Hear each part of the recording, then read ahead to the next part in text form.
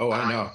I got Amir on recording claiming that he was gonna like plot and kill people and screaming out, "I want that person dead! I want that person dead! Kill them! Kill them!" It's crazy. Amir, Disabled person. Disabled. He can walk.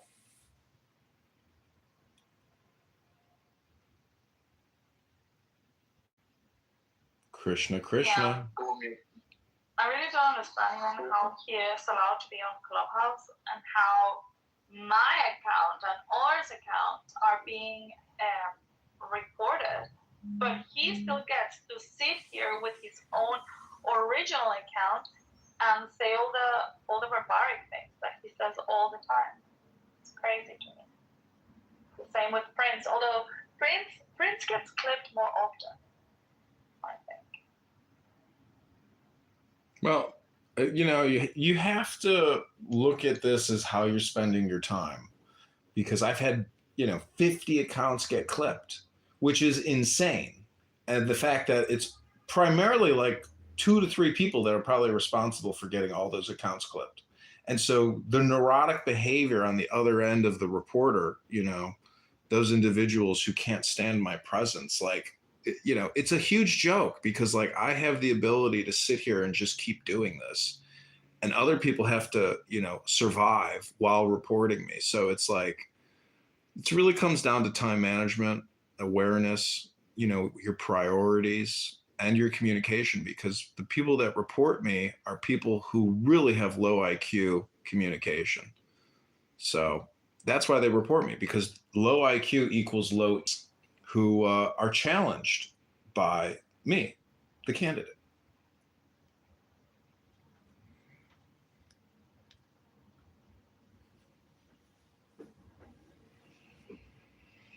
I see. But I will say, in the face of, huge loss, having an account with thousands and thousands of subscribers, or YouTube accounts with, thousands of videos, and, having all your work destroyed, it's nice when it stops. But in the moment, you just have to live to let go. And you realize that, like, even as the creator, you're putting out a lot of junk. Ever again, after watching your most popular video, that's it. Like, you get one shot.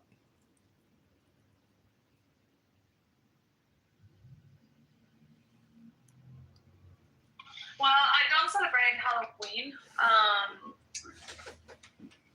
I'm gonna use this weekend to catch up on stuff that I need to do with my website. Maybe producing an AI photo that is better than the one I have.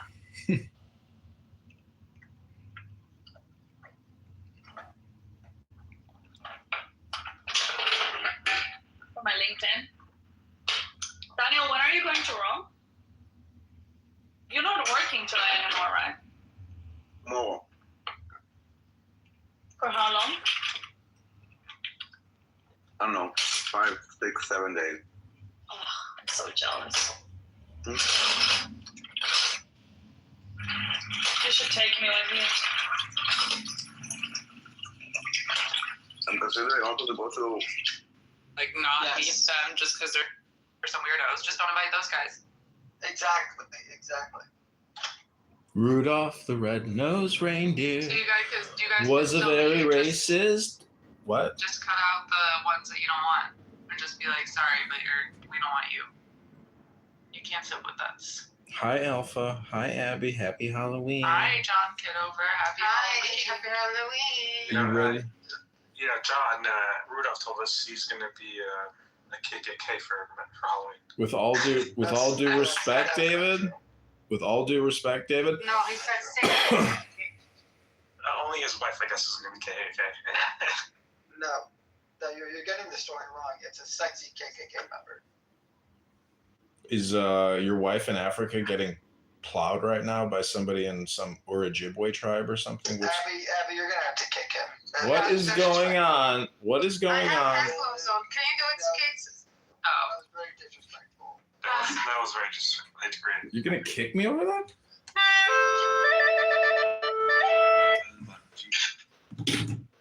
Nice. And this impacts rural towns more than anyone. All right, let's get in. Go empathy. You ready?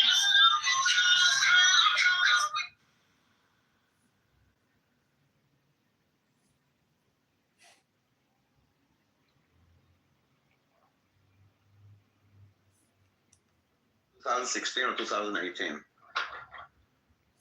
Well, I just got kicked out of Abby's room with Keegan. They really are a little neo-Nazi cell, aren't they? What? They're racist over there. Abby, Alpha, Keegan, Alpha? Which Alpha? Our Alpha? Alpha SeaWorld, Abby's girlfriend here. Okay, yeah. Jeez, they are so racist. Well, I don't know. They say that I am the Nazi one. But I Yeah, that's got true. them all blocked. You should go in there, unblock Annie them. gave me a huge compliment the other day. She called me what was it, Daniel? What was it? I don't remember.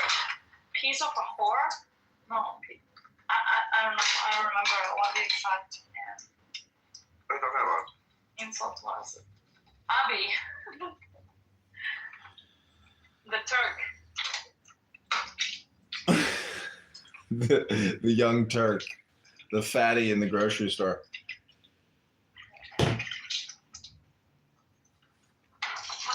She's Jewish. So Daniel, let me ask you a question. If you were forced to listen to everything you ever said on this app, and like let's say it was like 60 days of audio or 30 days of audio, however many hours you spent talking, how much would it cost you to have to sit down and listen to everything you've ever said? How much would somebody have to pay you to go back and sit there and listen to everything you've ever said? Would it be possible for you? Well, a lot, because from special time, Yeah. I know all that shit. Yeah. But you should listen. But would you be willing to sit down and listen to yourself? Depends on, like, from mine, like, All the yelling included. I don't think there would be enough money for me to sit down and listen to myself. I think I would cringe so much.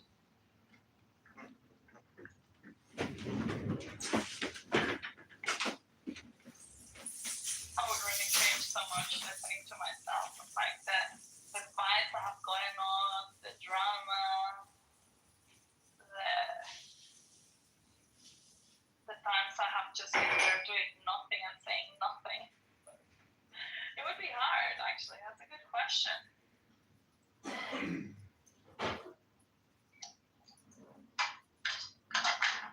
Well, for Q, it would be easy because he has barely ever talked. hello.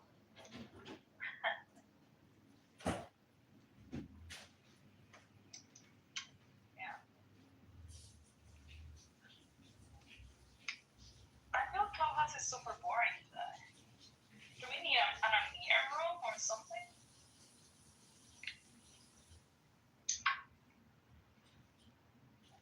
Do you think that Clubhouse, Amir went away from Clubhouse?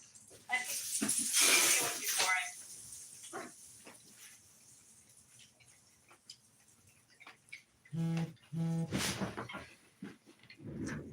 I think you can learn a lot from Clubhouse, but you definitely have to have some type of goal, purpose of being here, and some type of like cutoff date to where you realize having the same conversation daily is neurotic and pointless and stupid, unless you're actually like creating content, and which is really like surveillance capital.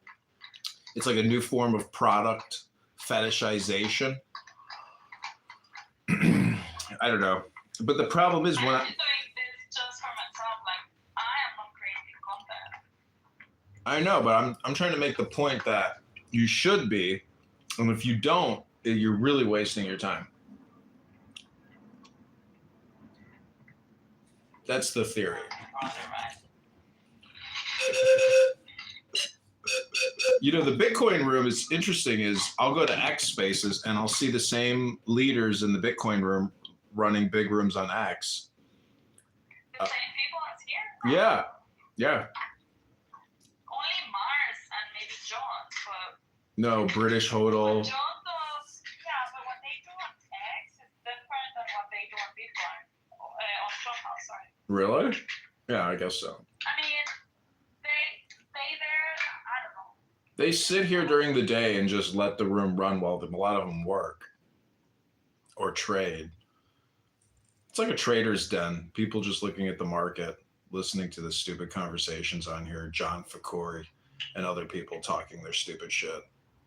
That's what I don't like about, you know, these casual conversations is they're so stupid and such a waste of time that as somebody who records a lot of it, you know, I have no desire to listen to it anymore. This may sound vain and egotistical, but I prefer the sound of my own voice to the voices of stupid people on here. Yeah, I guess. Because that's like, I mean, like, most of the times because I'm trying to avoid doing stuff that I actually need to do in real life.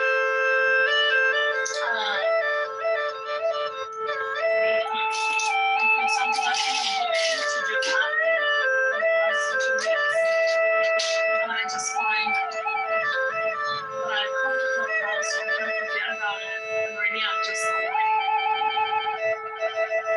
But it's not getting solved, it's just getting worse. yeah, well, that's like picking at a scab or picking at your zits and thinking that it's going to improve the situation. No, a warm compress is needed. Ice is needed. Relaxation, de-stressing. And so this app does not create a peaceful meditative environment like John Kitover.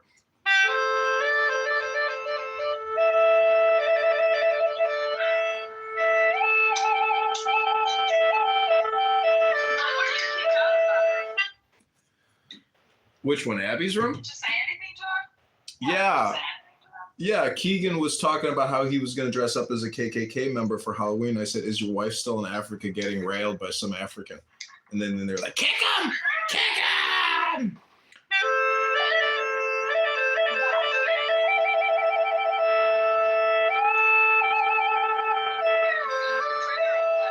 Trigger warning. It's funny because people pretend they like love me and then they hate me because like that's their type of personality where they're just, you know, crazy people on here wasting all their time. That's life. That's true. I think I have the people, probably all the people in that room blocked by now. It's very smart. I like the way you do business, Issa. How is the way I do business, John? And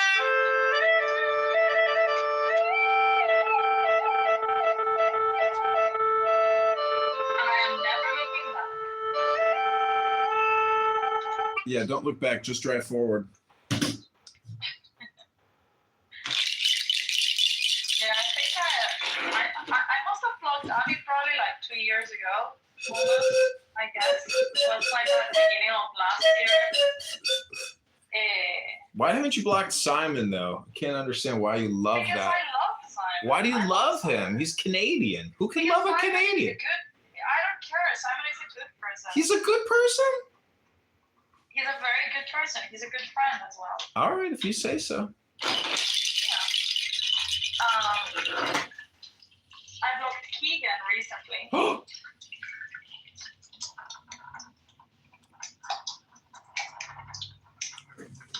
I haven't seen Kevin Cohen lately, but I mean, I guess it's because he's just hanging out on the other side of Clubhouse, or maybe because he's not around. I don't know. I saw But, him in the last 2 weeks. yeah, I think he hangs out in the spaces with Lucy Abby. and Keegan and Abby. Yeah, I've seen him there once. Yeah. I don't understand why people go into our rooms, to be honest. I just don't understand it. Well, I mean, like, they're fun, like, depending on what you're looking for, I guess. I mean, it's just a bunch of fucking white supremacists that hang around there, anyways. That's it. Egan, this fucking Irish guy, Mr. Anderson, you have... No, Tim is out of the app already for like Okay. 2 months. Yeah. And then you have Diogenes. I mean, it's Oh yeah, Eugenius, that's another one that's blocked for me. completely unhinged people. Completely. Including Abby. Well, some people don't see her as unhinged, so I guess that's fine and fun. You know. Yeah. I mean, when we used to hang together, you know, like the older group and stuff, it was kind of fun, but it became very toxic. Wait, let me ask you this. I thought Tam was in the room. Oh, Tam is here. Tam, let me ask you this. We all, you know, we can all get along, right? Without bashing rocks into each other's heads. So what I'm saying is, you know, you disagree with Issa's political position, you disagree with my political position, and you think you have the superior political position. But yet, what I'm saying is we can transcend any position we may have with each other because we like each other, right? Obviously. So what I'm saying is, why do you think there's still so much conflict, like even in this app? You know, like why are people so petty, so childish, immature, low IQ, low EQ? Why? Well, I think that... Emotional control. Well, that's one thing, but I think one of the problems that I see today is that people have some kind of political, religious position of some kind, and they don't have other identities. It's their only identity they have. They see the entire world through that identity. When you do that, you're going to be in conflict with everyone, always, because you can never see what you have in common with other people. And I can. But yeah, I mean, you guys can as well. But I mean, when I go into a room with Abby and them, and almost every time I go in there, there's gonna be some talk about white people, or I mean, it's always these things, and it can be fun for a little bit, but it always comes back to the same thing. And I mean, it's fine if you want to discuss some things, but our rooms are not this kind of rooms where you sit around and you debate things, kind of like your rooms, Isa. That's basically what you do. And I can see why your rooms can be like that, but hers aren't, because it's just that the topics often sort of gravitate towards that. It's just like that. I feel it's just like, yeah, well, they found it's funny sometimes to make or some jokes or whatever around this topic, but it doesn't move from there. You know, and I don't care. Like, people can have their own views and their opinions, and as I always say, like, people can hate whoever they want to hate. Like, I don't care. But I don't know, like, make some arguments that are interesting, you know, to discuss or whatever. Bring it to principles. Keep your ideas, you know, keep what you believe in, but just engage in something that's more stimulating than just, I don't know. I'm not even saying that our rooms are better or anything. I just find it more stimulating, because then we end up always talking about ideas, you know, like whether you like them or not, but not really like people, because who cares? What's your color? What's your race? What's your whatever? Even when we talk about Islam and Muslims here, we talk from like the ideological perspective of Islam and Muslims. And Well, the reason why Muslims didn't come to the room and they actually engage in the conversation, because they I don't know. see, you think you've had every conversation there is to have, but the truth is, you need to stop altogether having any conversations, because all future conversations you've already had.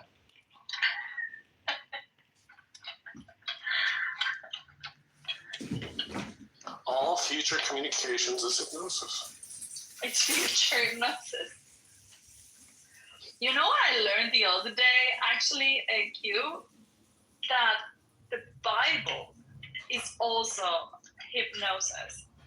Scripture is hypnosis, and it is like very subtle hypnosis.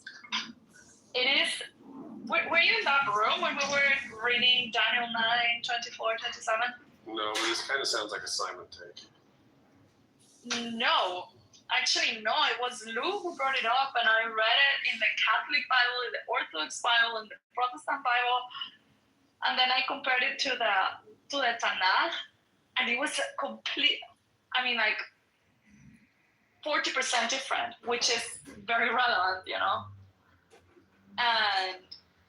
And then we were even realizing, or I was realizing, you know, it's like, well, the way that the Bible uses the capital letters to refer to God, in many of the cases, the Tanakh, which is, I mean, I have the English version, the Art Scroll, and it does use as well capital letters when it refers to God.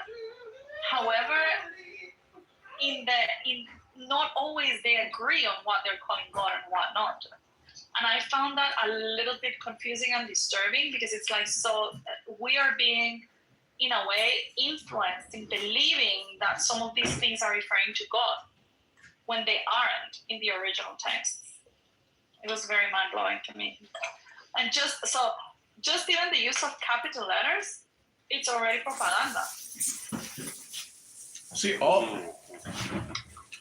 All the scripture is doing, and all of these sacred texts are doing, are trying to get you to wake up to the truth, which is each one of us is the statement, I am. You are an extension of the universe, literally hundreds of millions of years. One said that, and I agree with it.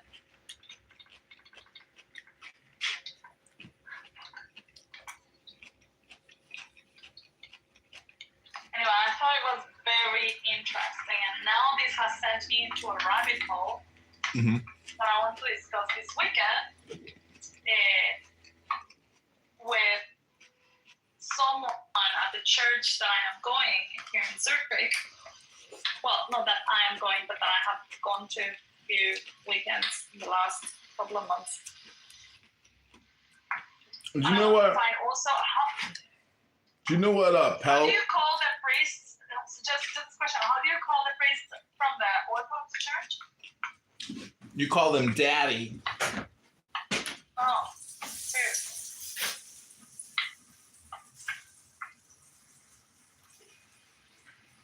Well, whatever. I want to bring these questions to them, so I want to understand.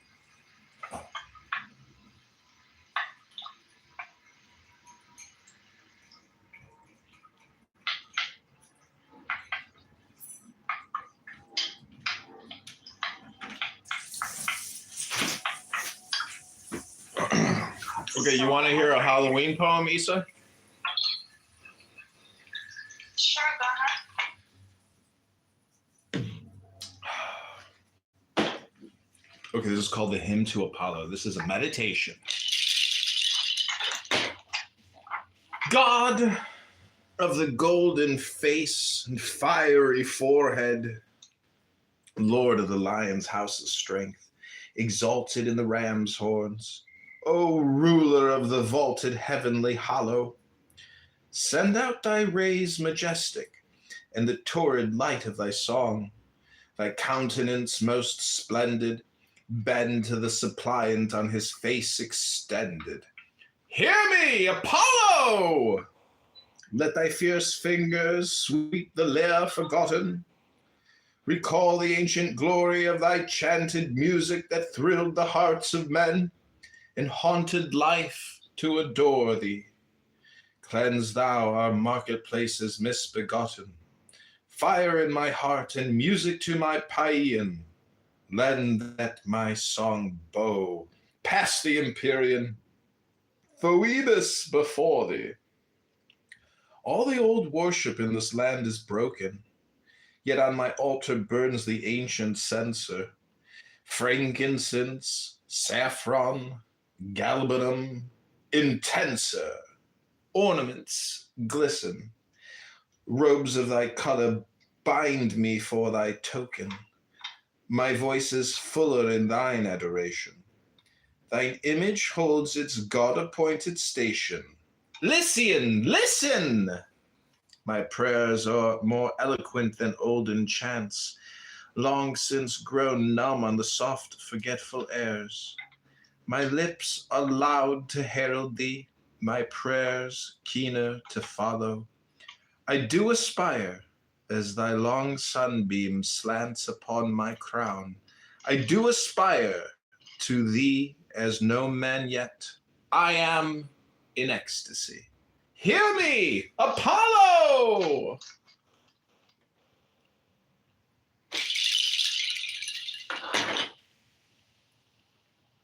How is that Halloween? Why, you don't believe in spooks? I don't know really. Have you guys read or watched a video where the guys are going with the Tesla in a cemetery and they see like the screen on the Tesla first can see the people or can see people that are not there. Have you guys watched that? Mm-mm. So these are guys driving a Tesla through a cemetery, and you know the screen that you have in the Tesla? Man, Issa, you're so gullible. Can't you take a fucking joke? I don't know. Come on, Issa. They're just doing video. They're filmmakers putting out a video to trick you. I don't know, but I want to. I don't know. Come on. I don't believe in no ghosts. You're being annoying now. Well, you haven't seen Ghostbusters? Yeah. Rick. I hated that our conversation was interrupted the other day. Because I felt like we were getting somewhere, or at least I was trying to get somewhere. And I don't know if you were following, but Yeah, I talked to Simon a little bit after he was telling me a little bit more about it, but I still didn't fully understand both sides. well, I guess that what I was trying to get is, hello, can you talk to me? Yeah. Okay, sorry, it's just that I run out of battery from one of the years, and I just wanted to see which one. So I think dressed really slutty. I was actually like, it was very distasteful in my opinion. I was kind of Welcome back, John Kitover. I'm back. So, Abby, I hate to interrupt your fascinating conversation with Mr. Rudolph, but good news. My mother's coming to town. She's flying in. She'll be here in 5 hours, and I'm going to bring her live on Clown House. She wants to join us on Clown. Every morning, she wants to drink coffee, smoke weed, and yell at you all like me. I'm going to record her and put her live on YouTube, and she's going to be the next big new thing on Clown House. Can't wait. What's your mom's name? Jeannie. Hi, Miss Jeannie. How old is Jeannie? Jeannie is approaching. Let's see here. 56. So 44 plus 25, 16. Yeah, she's going to be 70 in December. Oh, my goodness. That is... Wait, hold on. Alpha, would you go on a date with Congressman? Because I think they'd be a good match.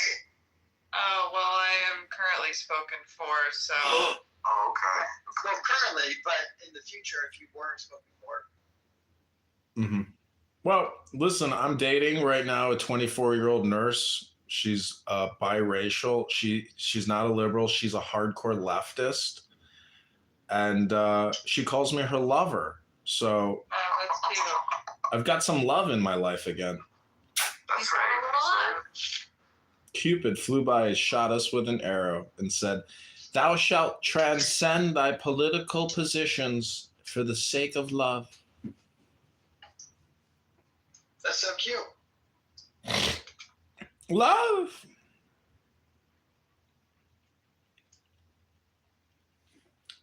Did you want to hear a love poem? Did you write it? Yeah. Yeah. John, are you for or against Rudolph doxing Rabbi? I'm not doxing anyone. With all due respect, David, I prefer not to comment on that question. The only thing that is eternal is love. This love is the beloved and the lover. You are not to make any efforts in this relationship. When you are in front of your beloved, this beloved will not ask you to make any effort. This beloved will take care of you, and whatever she does, you will accept it. At that time, you will not think what is going on, because in love, there is no dialogue. In love, there is no dialogue, no question, no answer. Simply both are quiet. Quiet. You are quiet, and your beloved is quiet, and something great is about to happen now. You have to wait. When you don't make any separation between the beloved and the lover, you have found the secret that you have never been separated from anything. This is all you have to do. Did you get this secret?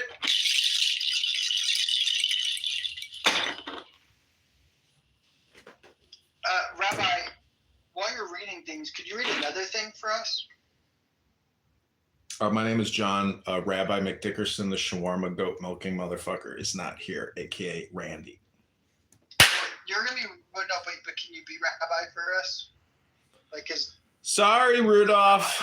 Listen, Red Nose, my name is John, candidate Kitover. You may address me as candidate. Oh, Rudolph, I got a great clip for you. I have Marshall Rankin yesterday admitting that he is a communist and a socialist to a room full of communist socialists.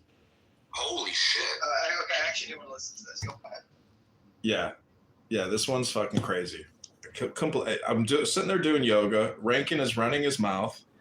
And I'm like, oh, I got to clip this one. This motherfucker's got to get clipped on this one. Couldn't believe it. He is such a fucking F word. A total F word.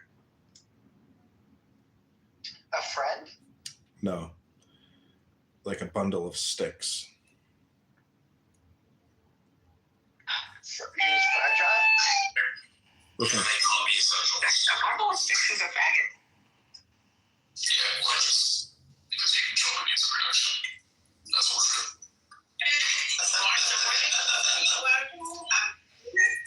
Where'd you say you were, Marshall? I was in a more Republican-leaning room, and the person that was there said that I was a socialist. Because I hang out in these rooms with all of these wonderful people. Guilty by association, Marshall. They kicked me. Unbelievable. He's from Liberia. Does he have his green card, or was he focused on the Brother, the reason why it's a good point. The reason why it's a good point is because we're all gonna have difference of an opinion on how it's interpreted. So now, yes, he was a magician. I mean, if you don't understand his works, he's a magician. If you see something you've never seen, if I show you a coin and make it disappear in front of your face, what does that make me? Doesn't it make me a magician? Yeah, magic is just a higher technique of science that people don't understand. That's Exactly. my view. If I take someone, most people who have a common cold, let's say, or who have leprosy, die of leprosy because there's no cure for leprosy. Then I find a drug, I invent a drug that cures leprosy, and I now using science, and I now use it to cure someone who has leprosy. I'm now a magician. If I find a cure for cancer, I'm now a magician. Doctors are magicians. If someone is able to walk on water, that is magic. Especially if you do it by faith, it must be magic too. If you heal the blind, because most people can't heal the blind because they don't. Music is also magic.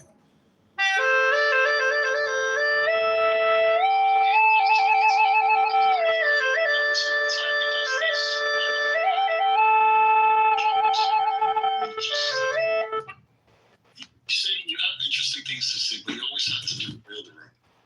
Well, music is magic. I'm not gonna kick you out, but Buddhism, and I don't like abusing that mouthwash. Well, you're a fascist for Allah. You're a fascist censor. That's all you are. You're nothing special. No, I'm not trying to censor you, brother. I just when you are in a Well, brother, you're a speaker for Allah. Allah speaks with you, and you are carrying out His divine commandment by being a fascist censor green bean. That's your choice. You choose it. It's a you problem, sir. You're not a prophet. You're a troll. Look at your disgusting PTR. See, now other people have left the room. Oh no! Shaka knows. You know, why do you need to argue with me? You just join the conversation. Listen to That was me joining the conversation. You just don't like me joining the conversation the way I want to join the conversation. I know you don't know. I know you don't know. Usually, thinking is rather self-centered. In our everyday life, our thinking is 99% self-centered. Why do I have suffering? Why do I have trouble? This kind of thinking is 99% of our thinking. For example, when we start to study science or read a difficult sutra, we very soon become sleepy or drowsy. But we are always wide awake and very much interested in our self-centered thinking. But if enlightenment comes first, before thinking, before practice, your thinking and your practice will not be self-centered. By enlightenment, I mean believing in nothing, believing in something which has no form or no color, which is ready to take form or color. This enlightenment is the immutable truth. It is on this original truth that our activity, our thinking, and our practice should be based. Original Buddhism. Walking, standing, sitting, and lying down are the four activities or ways of behavior in Buddhism. Zazen is not one of the four ways of behavior. And according to Dogen Zenji, the Soto school is not one of the many schools of Buddhism. The Chinese Soto school may be one of the many schools of Buddhism, but according to Dogen, his way was not one of the many schools. If this is so, you may ask why we put emphasis on the sitting posture, or why we put emphasis on having a teacher. The reason is because Zazen is not just one of the four ways of behavior. Zazen is a practice which contains innumerable activities. Zazen started even before Buddha and will continue forever. So this sitting posture cannot be compared to the other four activities. Usually people put emphasis on some particular position or on some particular understanding of Buddhism, and they think this is Buddhism. But we cannot compare our way with the practices people normally understand. Our teaching cannot be compared to other teachings of Buddhism. This is why we should have a teacher who does not attach to any particular understanding of Buddhism. The original teaching of Buddha includes all the various schools. As Buddhists, our traditional effort should be like Buddhists. We should not attach to any particular school or doctrine. But usually, if we have no teacher, and if we take pride in our own understanding, we will lose the original characteristic of Buddha's teaching, which includes all the various teachings. Because Buddha was the founder of the teaching, people tentatively called his teaching Buddhism. But actually, Buddhism is not some particular teaching. Buddhism is just truth, which includes various truths in it. Zazen practice is the practice which includes the various activities of life. So actually, we do not emphasize the sitting posture alone. How to sit is how to act. We study how to act by sitting, and this is the most basic activity for us. That is why we practice Zazen in this way. Even though we practice Zazen, we should not call ourselves the Zen school. We just practice Zazen, taking our example from Buddha. That is why we practice. Buddha taught us how to act through our practice. That is why we sit. To do something, to live in each moment, means to be the temporal activity of Buddha. To sit in this way is to be Buddha himself, to be as the historical Buddha was. The same thing applies to everything we do. Everything is Buddha's activity. So whatever you do, or even if you keep from doing something, Buddha is in that activity. Because people have no such understanding of Buddha, They think that what they do is the most important thing, without knowing who it is that is actually doing it. People think they are doing various things, but actually, Buddha is doing everything. Each one of us has his own name, but those names are the many names of one Buddha. Each one of us has many activities, but these activities are all Buddhist activities. Without knowing this, people put emphasis on some activity. When they put emphasis on Zazen, it is not true Zazen. It looks as if they are sitting in the same way as Buddha, but there is a big difference in their understanding of our practice. They understand this sitting posture as just one of the 4 basic postures of man, and they think, I now take this posture. But Zazen is all the postures, and each posture is Buddha's posture. This understanding is the right understanding of the Zazen posture. If you practice in this way, it is Buddhism. This is a very, very important point. So Dogen did not call himself a Soto teacher or a Soto disciple. He said, other people may call us the Soto school, but there is no reason for us to call ourselves Soto. You should not even use the name Soto. No school should consider itself a separate school. It should just be one tentative form of Buddhism. But as long as various schools do not accept this kind of understanding, as long as they continue calling themselves by their particular names, we must accept the tentative name of Soto. But I want to make this point clear. Actually, we are not the Soto school at all. We are just Buddhists. We are not even Zen Buddhists. We are just Buddhists. If we understand this point, we are truly Buddhists.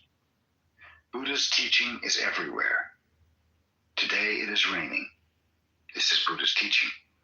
People think their own way or their own religious understanding is Buddha's way without knowing what they are hearing or what they are doing or where they are. Religion is not any particular teaching. Religion is everywhere. We have to understand our teaching in this way. We should forget all about some particular teaching. We should not ask which is good or bad. There should not be any particular teaching. Teaching is in each moment, in every existence. That is the true teaching. Buddha's enlightenment. I'm very glad to be here on the day Buddha attained enlightenment under the Bo tree. When he attained enlightenment under the Bo tree, he said, "It is wonderful to see Buddha nature in everything and in each individual." What he meant was that when we practice Zazen, we have Buddha nature, and each of us is Buddha himself. By practice, he did not mean just to sit under the Bo tree or to sit in the cross-legged posture. It is true that this posture is the basic one or original way for us. But actually what Buddha meant was that mountains, trees, flowing water, flowers, and plants, everything as it is the way Buddha is. It means everything is taking Buddha's activity, each thing in its own way. But the way each thing exists is not to be understood by itself in its own realm of consciousness. What we see or what we hear is just a part or a limited idea of what we actually are. But when we just are, each just existing in its own way, we are expressing Buddha himself. In other words, when we practice something such as Zazen, then there is Buddha's way or Buddha nature. When we ask what Buddha nature is, it vanishes. But when we just practice Zazen, we have full understanding of it. The only way to understand Buddha nature is just to practice Zazen, just to be here as we are. So what Buddha meant by Buddha nature was to be there as he was, beyond the realm of consciousness. Buddha nature is our original nature. We have it before we practice Zazen and before we acknowledge it in terms of consciousness. So in this sense, whatever we do is Buddha's activity. If you want to understand it, you cannot understand it. When you give up trying to understand it, true understanding is always there. Usually after Zazen, I give a talk. But the reason people come is not just to listen to my talk, but to practice Zazen. We should never forget this point. The reason I talk is to encourage you to practice Zazen in Buddha's way. So we say that although you have Buddha nature, if you are under the idea of doing or not doing Zazen, or if you cannot admit that you are Buddha, then you understand neither Buddha nature nor Zazen. But when you practice Zazen in the same way as Buddha did, you will understand what our way is. We do not talk so much, but through our activity, we communicate with each other, intentionally or unintentionally. We should always be alert enough to communicate with or without words. If this point is lost, we will lose the most important point of Buddhism. Wherever we go, we should not lose this way of life. That is called being Buddha, or being the boss. Wherever you go, you should be the master of your surroundings. This means you should not lose your way. So this is called Buddha, because if you exist in this way always, you are Buddha himself. Without trying to be Buddha, you are Buddha.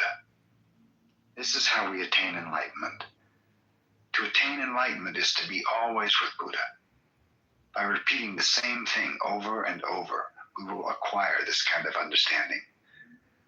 But if you lose this point and take pride in your attainment or become discouraged because of your idealistic effort, your practice will confine you by a thick wall. We should not confine ourselves by a self-built wall. So when Zazen time comes, just to get up, to go and sit with your teacher, and to talk to him, and listen to him, and then go home again. All these procedures are our practice. In this way, without any idea of attainment, you are always Buddha. This is true practice of Zazen. Then you may understand the true meaning of Buddha's first statement. See Buddha nature in various beings and in every one of us. Epilogue. Zen mind. Here in America, we cannot define Zen Buddhists the same way we do in Japan. American students are not priests and yet not completely laymen. I understand it this way, that you are not priests is an easy matter, but that you are not exactly laymen is more difficult. I think you are special people and want some special practice that is not exactly priest practice and not exactly layman's practice. You are on your way to discovering some appropriate way of life. I think that is our Zen community, our group. But we must also know what our undivided original way is and what Dogen's practice is. Dogen Zenji said that some may attain enlightenment and some may not. This is a point I'm very much interested in. Although we all have the same fundamental practice which we carry out in the same way, some may attain enlightenment and some may not. It means that even if we have no experience of enlightenment, if we sit in the proper way with the right attitude and understanding of practice, then that is Zen. The main point is to practice seriously, and the important attitude is to understand and have confidence in big mind. We say big mind or small mind or Buddha mind or Zen mind, and these words mean something, you know, but something we cannot and should not try to understand in terms of experience. We talk about enlightenment experience, but it is not some experience we will have in terms of good or bad, time or space, past or future. It is experience or consciousness beyond those distinctions or feelings. So we should not ask, what is enlightenment experience? That kind of question means you do not know what Zen experience is. Enlightenment cannot be asked for in your ordinary way of thinking. When you are not involved in this way of thinking, you have some chance of understanding what Zen experience is. The big mind in which we must have confidence is not something which you can experience objectively. It is something which is always with you, always on your side. Your eyes are on your side, for you cannot see your eyes, and your eyes cannot see themselves. Eyes only see things outside, objective things. If you reflect on yourself, that self is not your true self anymore. You cannot project yourself as some objective thing to think about. The mind which is always on your side is not just your mind, it is universal mind. Always the same, not different from another's mind. It is Zen mind. It is big, big mind. This mind is whatever you see. Your true mind is always with whatever you see. Although you do not know your own mind, it is there. At the very moment you see something, it is there. This is very interesting. Your mind is always with the things you observe. So you see, this mind is at the same time everything. True mind is watching mind. You cannot say, this is myself, my small mind, or my limited mind, and that is big mind. That is limiting yourself, restricting your true mind, objectifying your mind. Bodhidharma said, in order to see a fish, you must watch the water. Actually, when you see water, you see the true fish. Before you see Buddha nature, you watch your mind. When you see the water, there is true nature. True nature is watching water. When you say, my zazen is very poor, here you have true nature, but foolishly you do not realize it. You ignore it on purpose. There is immense importance in the eye with which you watch your mind. That eye is not the big eye. It is the eye which is incessantly active, always swimming, always flying through the vast air with wings. By wings, I mean thought and activity. The vast sky is home, my home. There is no bird or air. When the fish swims, water and fish are the fish. There's nothing but fish. Do you understand? You cannot find Buddha nature by vivisection. Reality cannot be caught by thinking or feeling mind. Moment after moment, to watch your breathing, to watch your posture, is true nature. There's no secret beyond this point. We Buddhists do not have any idea of material only, or mind only, or the products of our mind, or mind as an attribute of being. What we are always talking about is that mind and body, mind and material are always one. But if you listen carelessly, it sounds as if we are talking about some attribute of being, or about material or spiritual. That would be a version of it, maybe.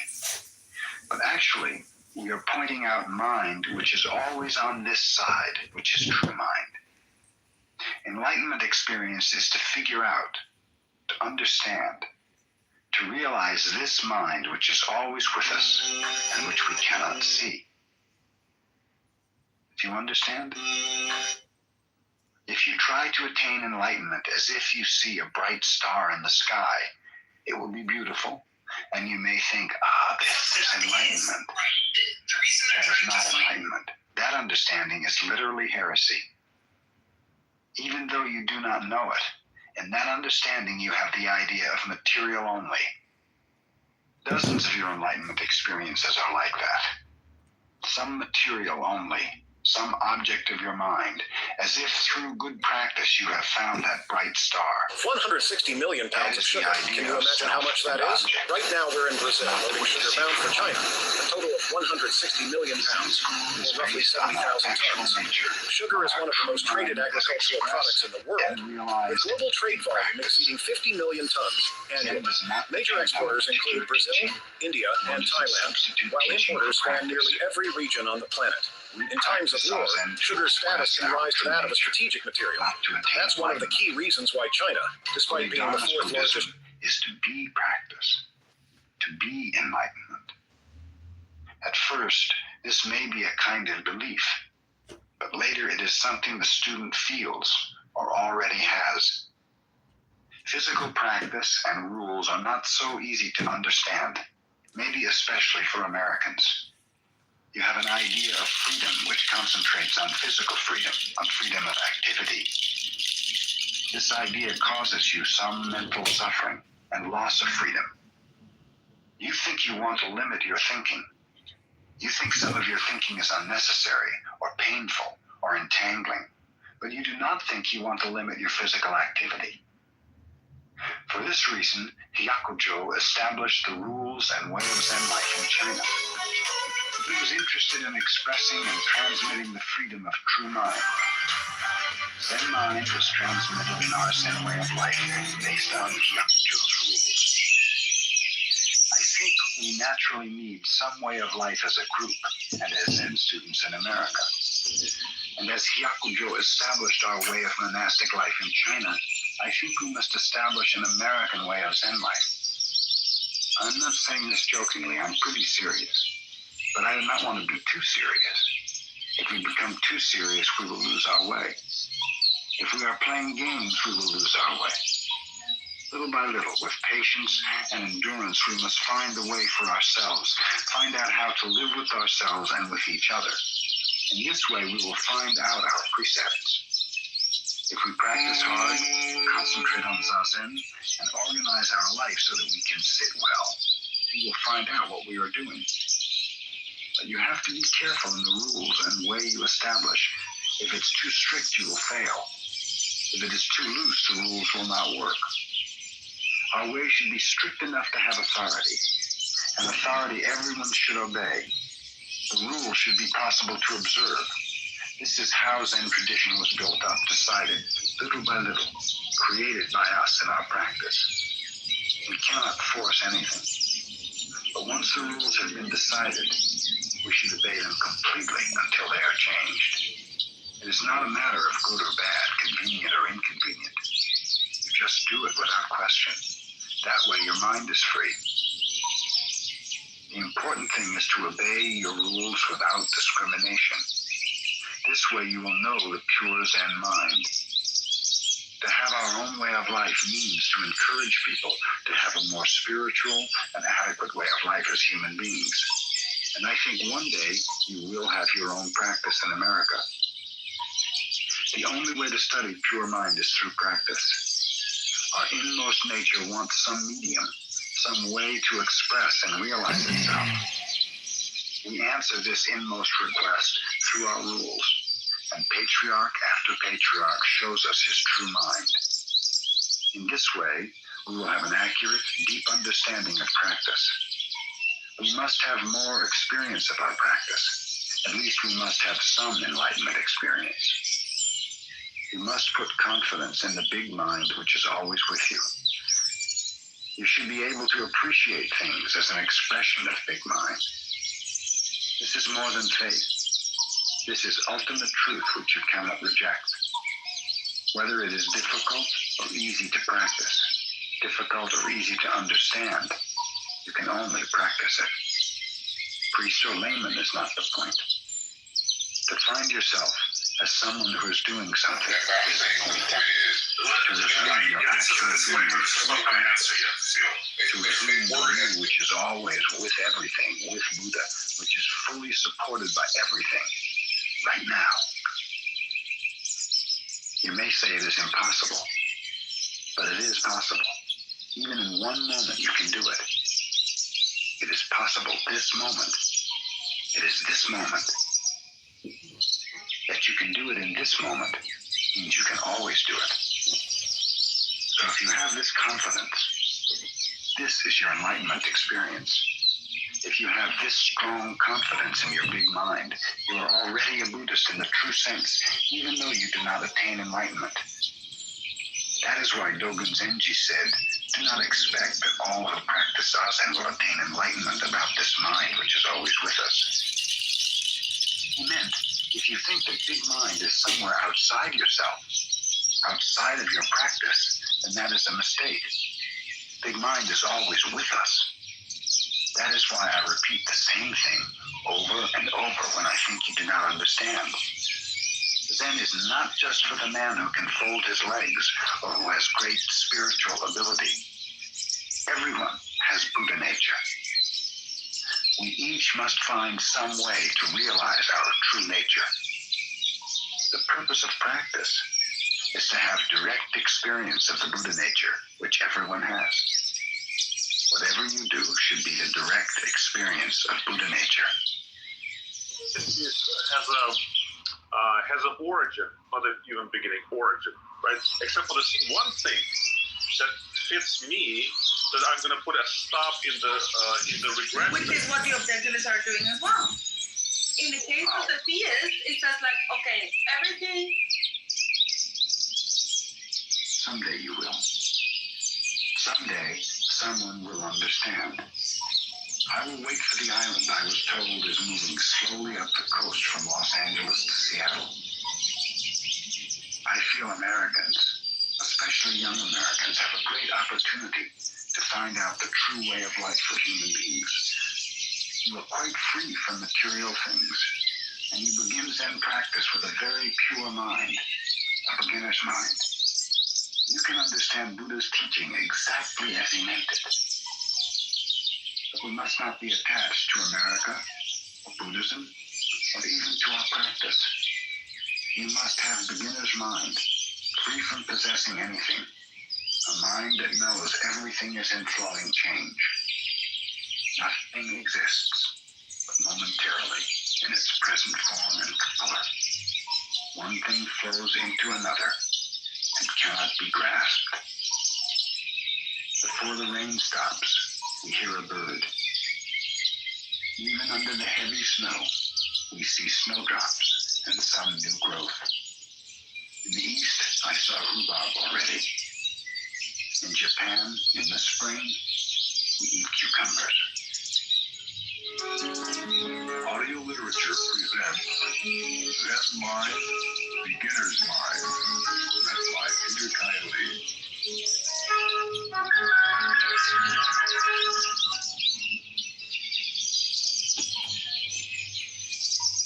Beginner's mind. People say that practicing Zen is difficult, but there's a misunderstanding as to why. It's not difficult because it is hard to sit in the cross-legged position or to attain enlightenment. It is difficult because it is hard to keep our mind pure and our practice pure in its fundamental sense. The Zen school developed in many ways after it was established in China, but at the same time it became more and more impure. But I do not want to talk about Chinese Zen or the history of Zen. I'm interested in helping you keep your practice from becoming impure. In Japan, we have the phrase shoshin, which means beginner's mind. The goal of practice is always to keep our beginner's mind. Suppose you recite the Prajnaparamita Sutra only once. It might be a very good recitation. But what would happen to you if you recited it twice, 3 times, 4 times, or more? You might easily lose your original attitude towards it. The same thing will happen in your other Zen practices. For a while, you will keep your beginner's mind. But if you continue to practice 1, 2, 3 years or more, although you may improve some, you're liable to lose the limitless meaning of original mind. For Zen students, the most important thing is not to be dualistic. Our original mind includes everything within itself. It is always rich and sufficient within itself. You should not lose your self-sufficient state of mind. This does not mean a closed mind, but actually an empty mind and a ready mind. If your mind is empty, it is always ready for anything. It is open to everything. In the beginner's mind, there are many possibilities. In the expert's mind, there are few. If you discriminate too much, you limit yourself. If you are too demanding or too greedy, your mind is not rich and self-sufficient. If we lose our original self-sufficient mind, we will lose all precepts. When your mind becomes demanding, when you long for something, you will end up violating your own precepts. Not to tell lies, not to steal, not to kill, not to be immoral, and so forth. If you keep your original mind, precepts will keep themselves. In the beginner's mind, there is no thought, I have attained something. All self-centered thoughts limit our vast mind. When we have no thought of achievement, no thought of self, we are true beginners. then we can really learn something. The beginner's mind is the mind of compassion. When our mind is compassionate, it is boundless.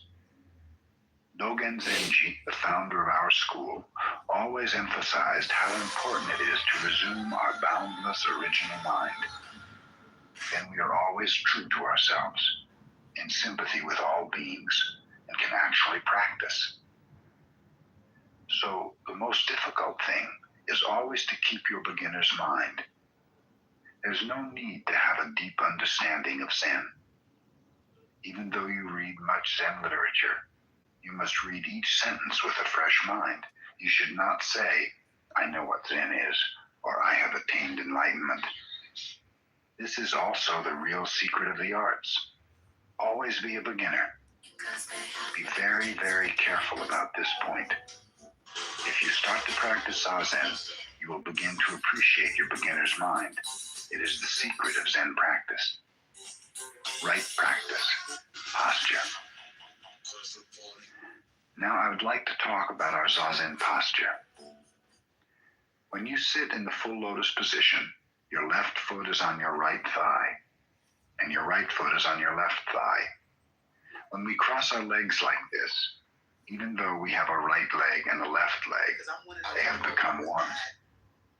The position expresses the oneness of duality, not two and not one. This is the most important teaching, not two and not one. Our body and mind are not two and not one. If you think your body and mind are two, that is wrong. If you think that they are one, that is also wrong. Our body and mind are both two and one. We usually think that if something is not one, it is more than one. If it is not singular, it is plural, but in actual experience, our life is not only plural, but also singular.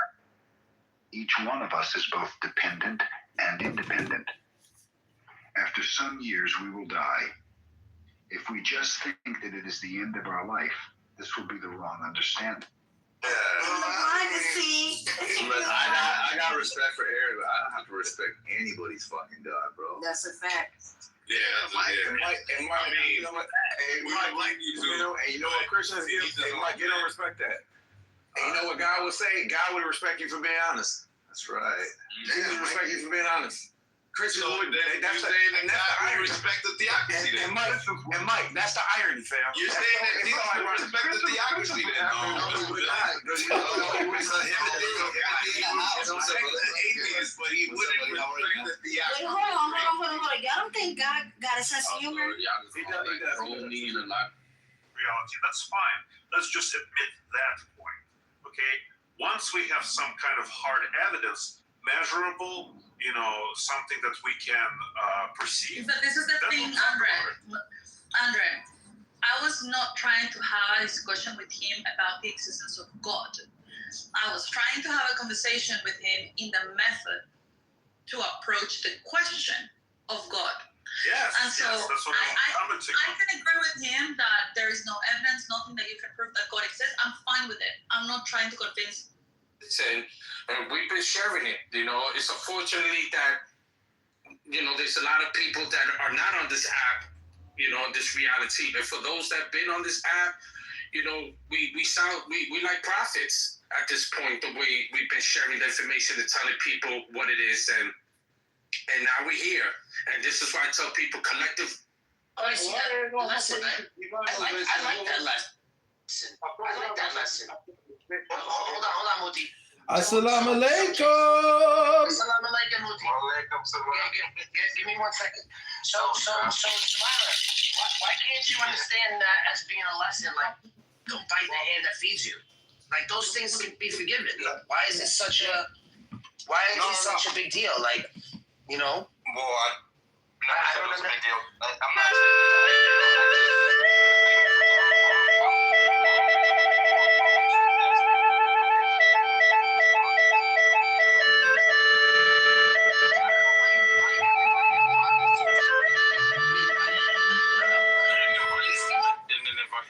Okay, hold on a second. Hold on. I can't put him down. Yeah. Allahu Akbar! Allahu Akbar!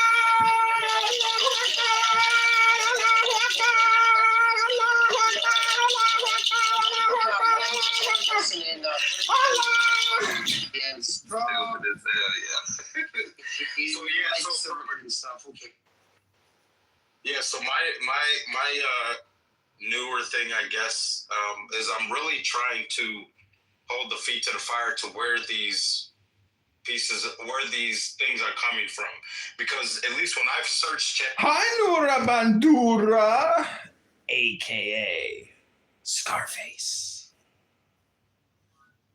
Welcome to the show, Bandura. Where is your dear Diego? Is he still held so fondly in your heart, even though he hath ghosted thee? He hasn't ghosted me. He has ghosted you. Where is your man? Oh man, my man, oh man, where are thee? Diego! There is no Diego. I love you! I do love him. I'm very sad that my face got cut open. I don't want him to look at it. The purpose of these rules is not to make everyone the same, but to allow each to express his own self most freely. All right, well, this is a meditation room. Welcome. I hope you're prepared to do some work, because meditation isn't just free. Sometimes you got to work for it. Will it help my face get better? It should. Okay. Allahu Akbar! Allah, Allah, Allah, Allah, Allah, Allah, Allah, Allah, Allahu Akbar!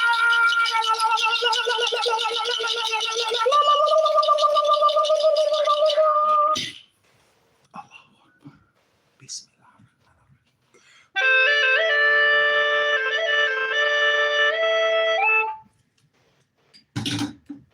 Okay, we just got kicked from a room. I saw the Quran room.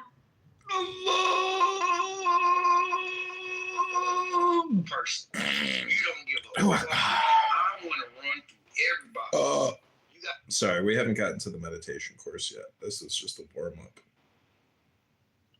You know, my face is still numb and I can't feel it. Interesting. Like if I scratch like my face, I can't feel my nails there. Mm-hmm. Yeah, it'll come back. It just takes time. I don't know. It's been over a month. It could take 3 months. I hurt my knee once. It took me like a fucking year for the knee to feel normal again. Yeah. Do you have any meditation where I can go back in time? We can check. I think we just finished love. Oh, suffering might be right up your alley. Yeah. It would have been better if it like severed my jugular vein.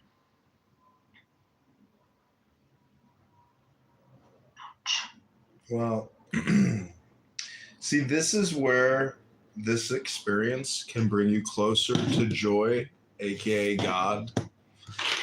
And you wouldn't say things like that because you'd be happy, Nora. You wouldn't be depressed. That's a depressed statement you just made. So I hope to turn it around for you. Plus, maybe you'll get to talk to my mom later or this whole week because Mama coming home. Mommy's home! Nice. Are you renting one of your rooms? No, she's going to stay in one of the rooms, yeah. I was going to ask for me. Huh? I was asking for myself. No, you can't rent one of my rooms, unfortunately. Oh. You probably don't have enough money. I don't. Call Daddy Diego. If Diego pays for it, sure, you can come on by.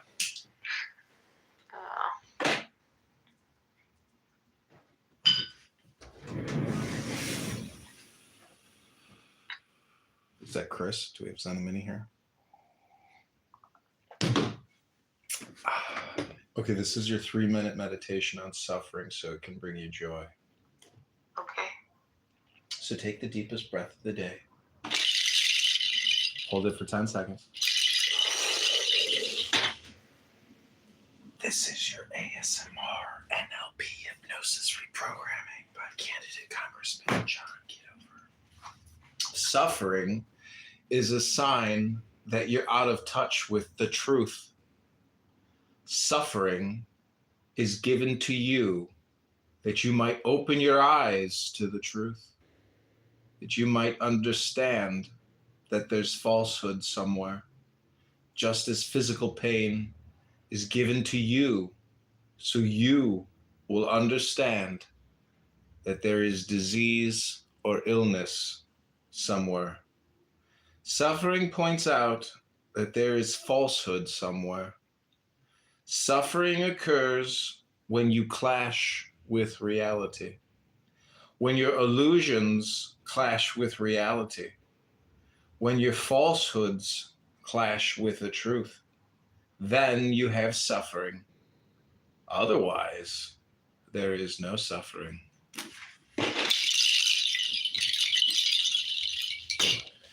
If the doors of perception were cleansed, everything would appear to man as if it was infinite. For man has closed himself up till he sees all things through narrow chinks of his cavern.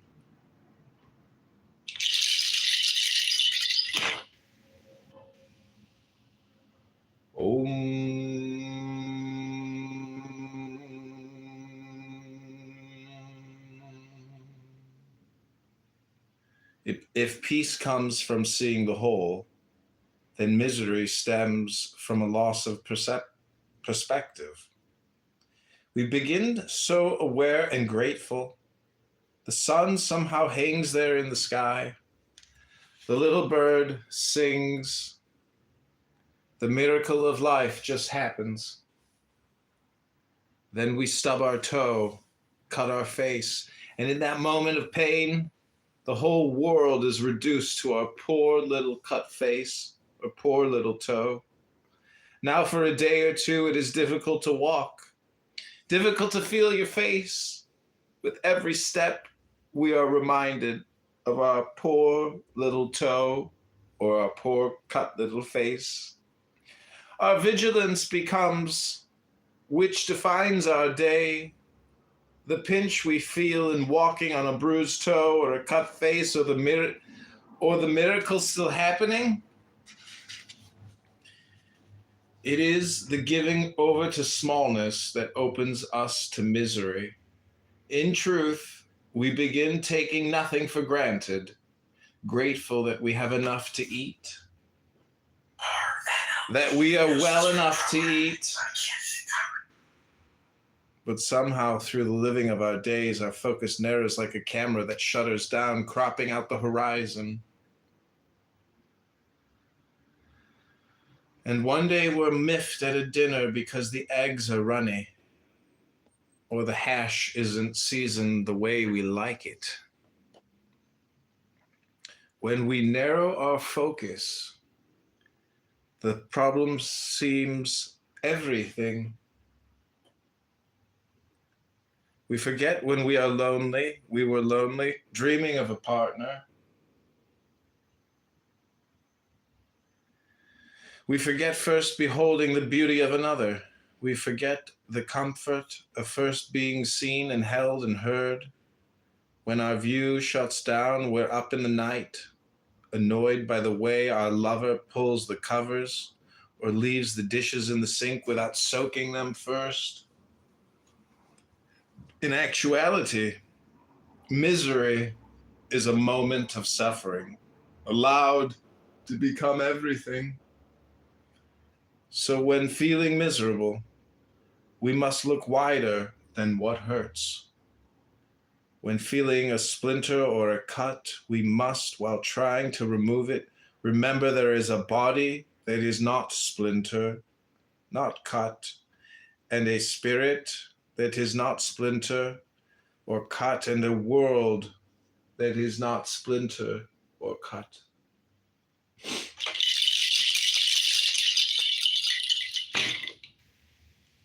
That's pretty good therapy. I'll send you a bill in the mail for $1,000. I think. Before you embark on a journey of revenge, Nora, dig 2 graves. Ooh, I'll send you another bill for $1,000 for that one. That was a good one.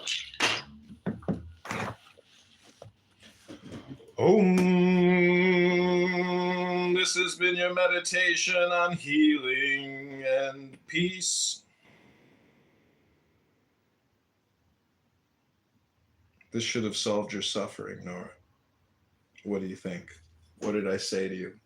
Can you repeat back to me what I said? Tell me what you think it meant. Look at the big picture. Don't cut out the horizon at the sun. See all of it. Don't focus on your toe or your cut face. Focus on all your blessings. If you focus on it, you won't be depressed. Well, the miracle is life.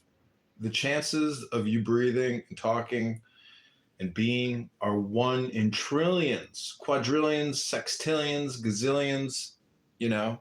So though your face may be cut and that's all you can think about, there's a whole world of awareness beyond your suffering that you should try to, think about and live in and be. Otherwise, it wasn't just the cut to your face, it was a cut to your soul. But your soul is unblemished, unharmed, radiant, beautiful, powerful. Focus on that. Or just know that it's there in the background.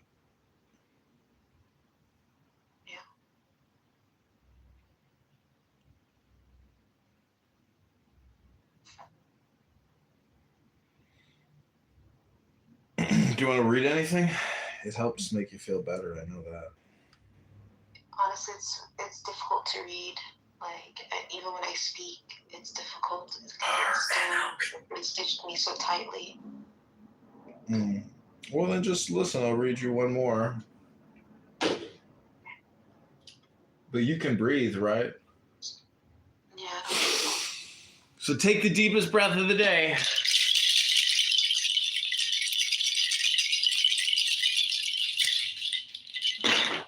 That's my magic shaman, Peruvian seed noisemaker. Not to be able to stop thinking is a dreadful affliction. But we don't realize this because almost everybody is suffering from it.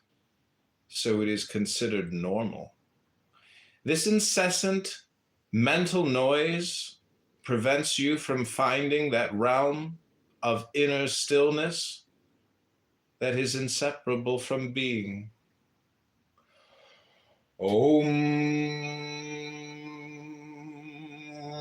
The tragedy of an attachment is that if its object is not attained, it causes unhappiness. But if it is attained, it does not cause happiness.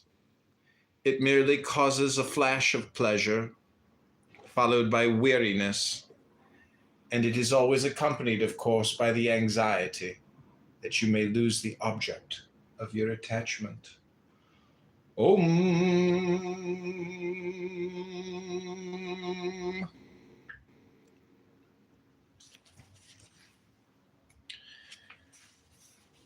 The death of the body, mind, is only the ending of the illusion of a journey in time.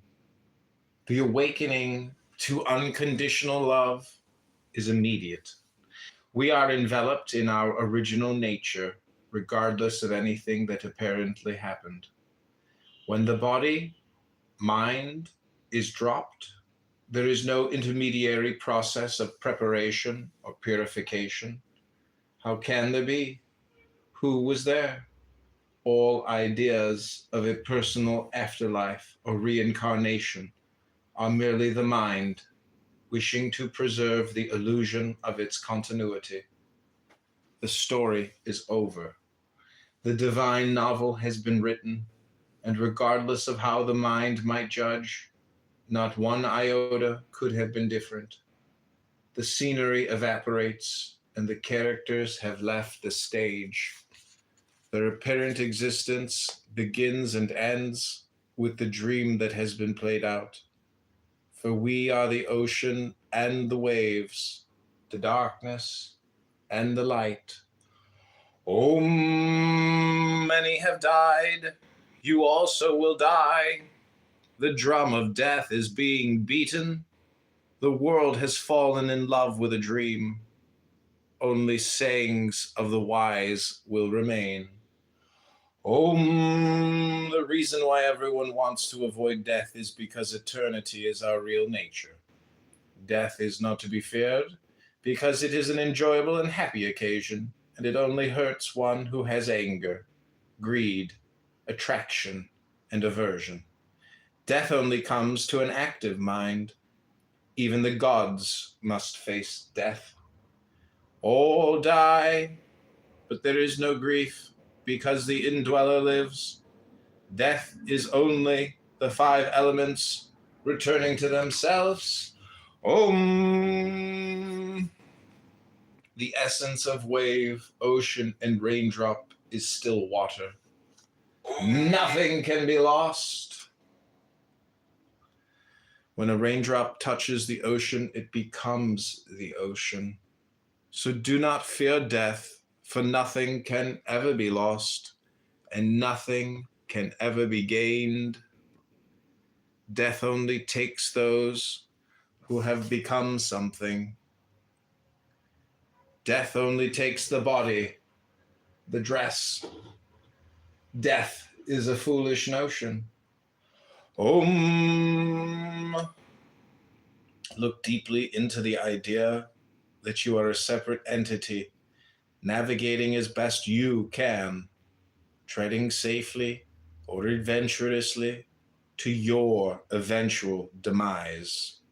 Consider the possibility who you really are has never been a limited, finite being with a certain lifespan, here to live for a while, only to die. Om. Death is a stripping away of all that is not you. The secret of life is to die before you die and find that there is no death.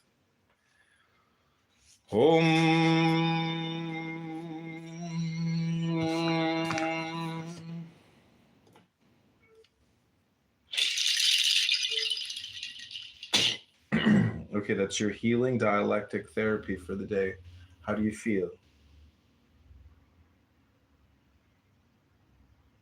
Thanks for fixing me. Appreciate it. You have been fixed. Now live in peace all the rest of the years of your life. The Nura Bandura Upgraded Edition version 1.25683429789674321054. Congratulations, upgraded Nora. You have been healed and fixed of all your blemishes. Om. Can I get an om? Om is the sound of all sounds. Om is the sound of the universe. Om. Om is the sound of creation.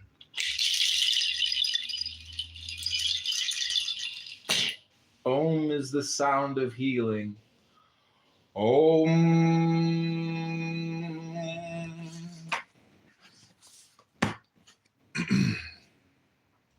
For certain is death for the born, and certain is birth for the dead. Therefore, over the inevitable, thou shouldst not grieve. Om. When this life force leaves the body, it will not seek permission from anything. It came spontaneously and will leave spontaneously. That is all that happens in what is called death. Death is the culmination of the experience I am. After the termination of the I amness, There is no experience of knowingness or not knowingness. What did you know prior to your birth? Similarly, after death, this instrument is missing. Without the body, there is no experience. Eternity has no birth and no death, but a temporary state has a beginning and an end. Even when the consciousness goes, you prevail. You always are, as the absolute, as the consciousness. You are everything that comes into manifestation.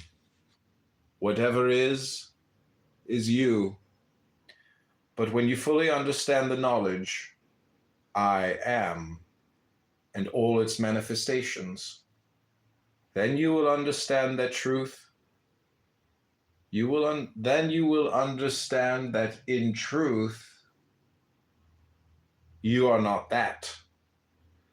You are the unlimited, which is not susceptible to the senses.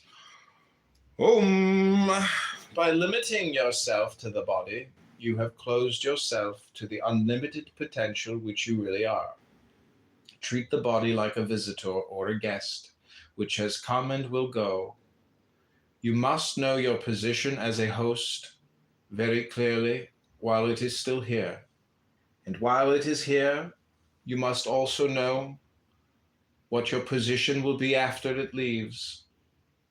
In spirituality, there is no question of doing, only observing and understanding. But if you try to understand spirituality through various concepts like birth and rebirth, you will get caught up in them in a vicious cycle. And once you are caught up in them, you are bound to have them. Out of concepts, the forms are created. Right now. Think of that last moment when the body will go. At that time, with what identity you're going to quit. When you become aware of your true nature, then at the end of your life, you will not be prepared to give even one paisa to extend your life. You will have lost all love for this manifested world, and you will not want even this consciousness for 5 minutes more. The vital breath leaves the body. The I amness recedes and goes to the absolute. That is the greatest moment, the moment of immortality. The I amness was there, the movement was there, and now it is extinguished. Being alive is never as an individual, but simply being part of the spontaneous manifestation. Now that has subsided in death. The ignorant one will struggle and get frightened at the moment of death. Most reluctantly, he will give up the consciousness to a concept he has come to call time. But the Jnani gives up the beingness to his own true nature. For him, it is the happiest of moments.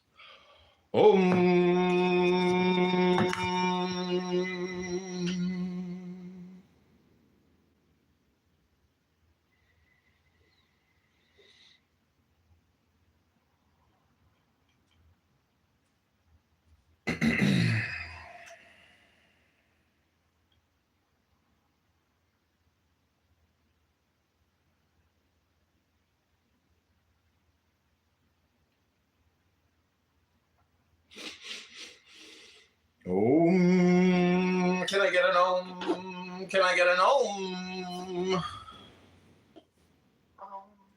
Om. So there's 4 parts to the om. The first part is om, then the ah, then the and then finally silence. Shh. Om.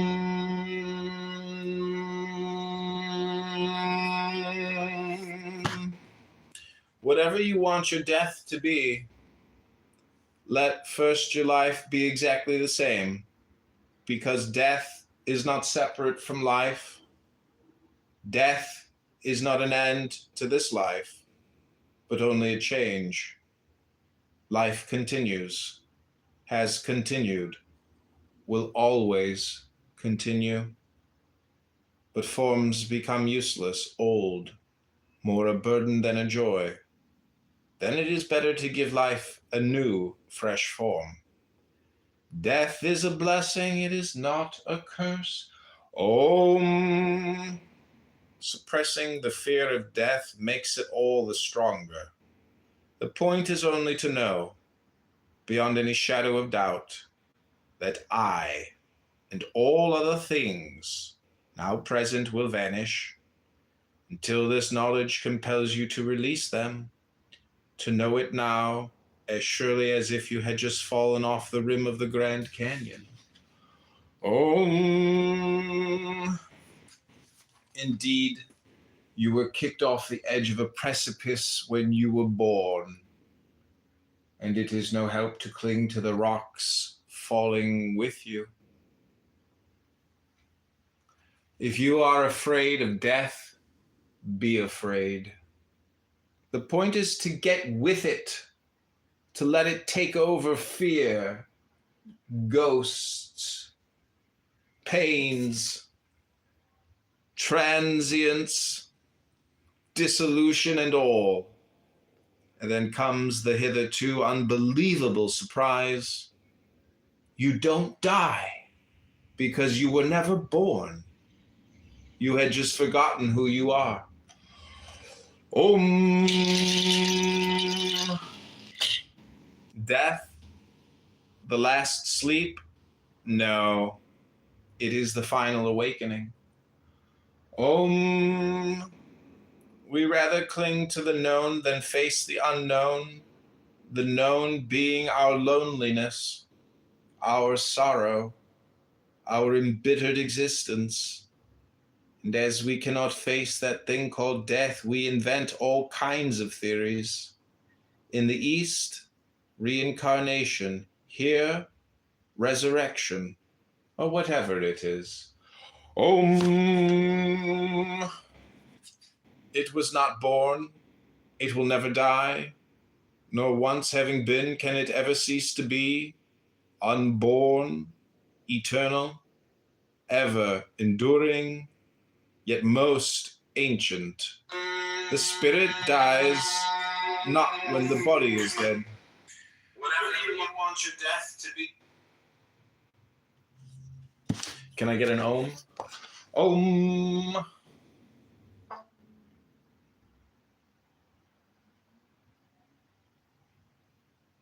This is your enlightenment, Nora.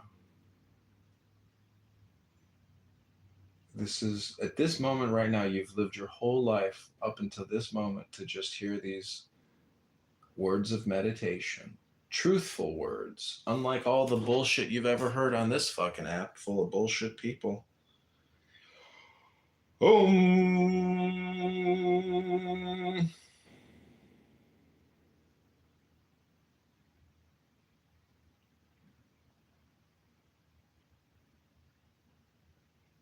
Okay, we're almost finished with this meditation. Congratulations. It took you all of eternity to get here, Nora. You're always late to the party.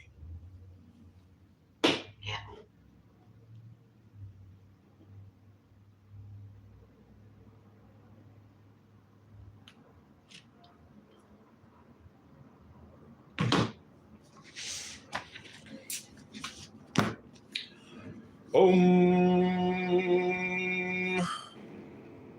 Life and death are two sides of the same coin. Without death, there is no life. What could be more natural than the physical death of something that is born to die? What could be more natural than the death of that which was never meant for eternal life? Om. Whoever finds the interpretation of these sayings will not experience death. Om. The body dies. This means what? It means only the thought, I am. That concept has disappeared. Nothing has happened to the knower of the whole happening. So long as the basic concept I am is there, the conceptual element cannot disappear. It is the concept itself that has given various names to itself. But it is still the same concept. Before this concept of I am came on you, were you happy or unhappy? Was there even any feeling of happiness or unhappiness or any of the dualities? In the absence of the basic concept I am, there is no thought, no awareness, and no consciousness of one's existence.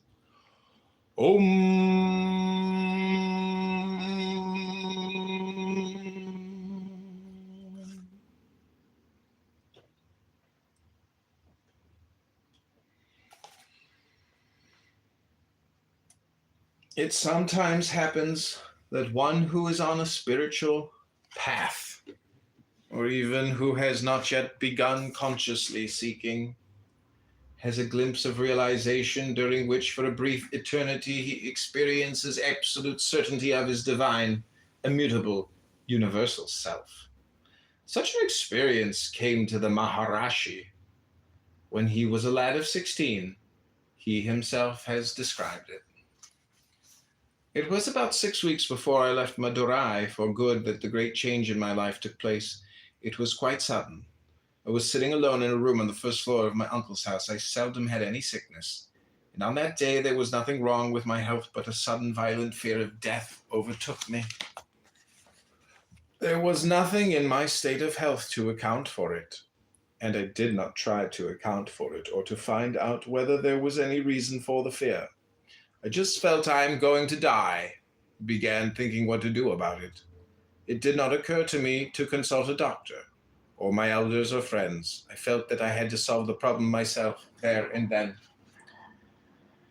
The shock of the fear of death drove my mind inwards, and I said to myself mentally, without actually framing the words, "Now death has come. What does it mean? What is that? What is it that is dying? The body dies." And I at once dramatized the occurrence of death. I lay with my limbs stretched out stiff, as though rigor mortis had set in, and imitated a corpse so as to give greater reality to the inquiry. I held my breath, kept my lips tightly closed so that no sound could escape, so that neither the word I nor any other word could be uttered. Well then, I said to myself, this body is dead. It will be carried stiff to the burning ground, and there burnt and reduced to ashes. What with the death of this body am I dead? Is the body I? Is it silent and inert, but I feel the full force of my personality and even the voice of the I within me, apart from it? It is the concept itself. So I am spirit, transcending the body. The body dies, but the spirit that transcends it cannot be touched by death. That means I am the deathless spirit. All this was not dull thought. It flashed through me vividly as living truth.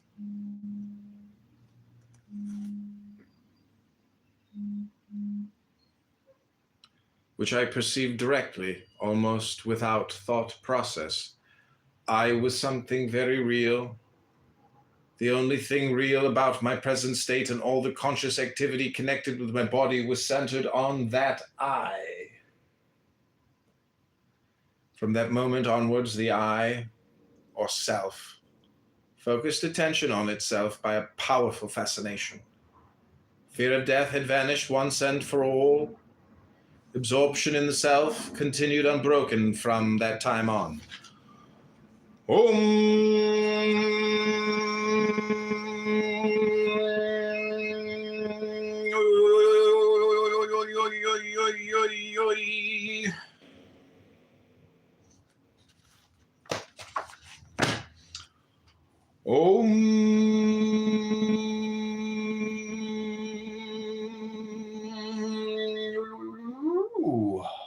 Can I get an Om?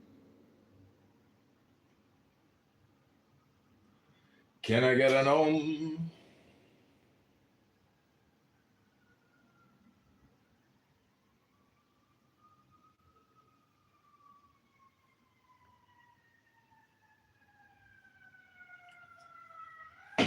Oh.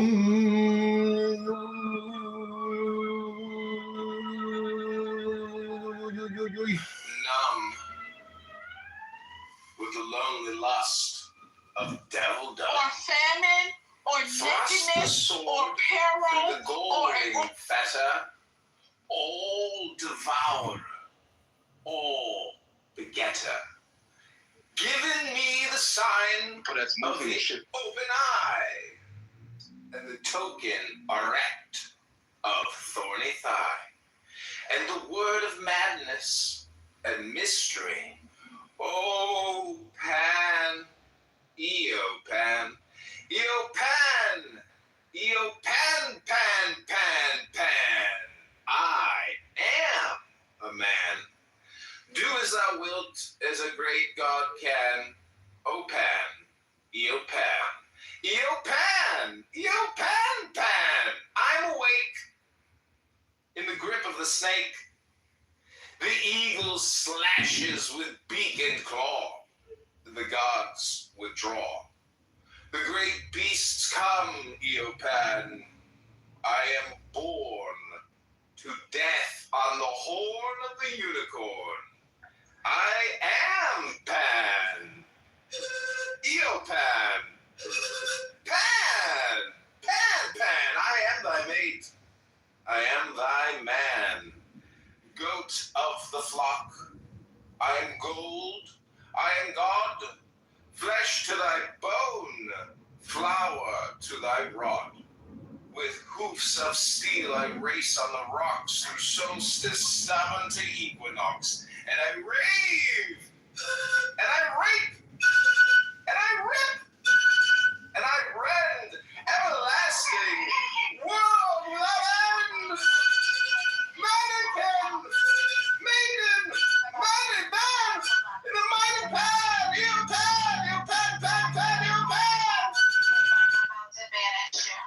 Where is my Banishment ritual. I'm just, yeah. You got it in there. It's in the pan. Oh, I crow it.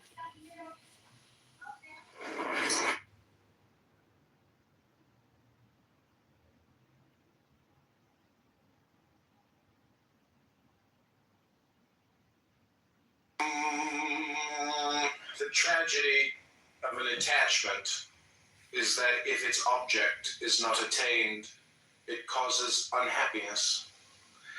But if it is attained, it does not cause happiness. It merely causes a flash of pleasure, followed by weariness. And it is always accompanied, of course, by the anxiety that you may lose the object of your attachment. Oh,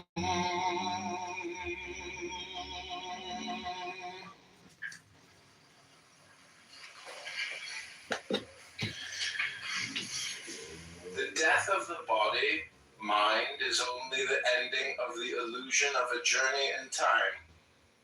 The awakening to unconditional... Nora Bandura, you're back for more?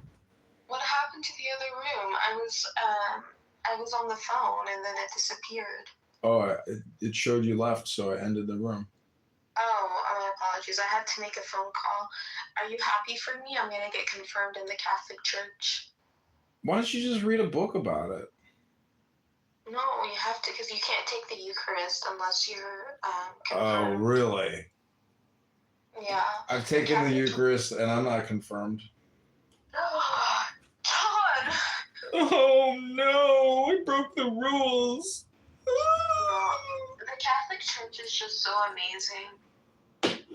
Well, I went to my friend's wedding who got married in Catholic Church, and I took the Eucharist, and so, you know, I've done it before. I mean, I used to go to Catholic school. I used to take the bread and, you know, but I didn't do the wine. I didn't, you know, kiss the priest's, you know, pee-pee.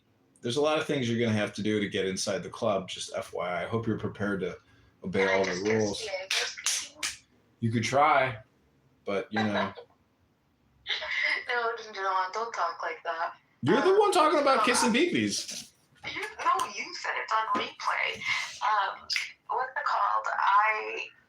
Were you not confirmed since your mom was a Catholic? No, we moved and I went to a different school before I could do the process. Oh. The Catholics are just so amazing. Keep telling yourself that and you'll never wake yourself up. You are amazing. That's what you have to get in touch with, is that you yourself are a beautiful, special, wonderful person that doesn't need any correction or coursework or clubs or affirmation of your magnificence and your beauty. You're perfect just the way you are. All you gotta do is stop being a klutz. Stop walking through glass windows and shit. The fuck? Wake up.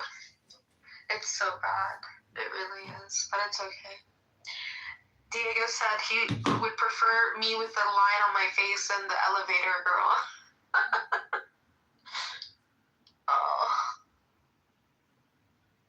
Oh, I wish this didn't happen. Yeah. But no, the Catholic Church has helped. Like when I was in California for about a month. Well, you said you can't read a book, but yet you sure as hell can talk a lot about the Catholic Church. So I'm beginning to think that you might be full of shit. No, I can read. It just hurts. It doesn't hurt. It's just tight. Because it's numb, but it's tight. How tight is it? I'm not talking about my vagina. Okay, let's... Queef.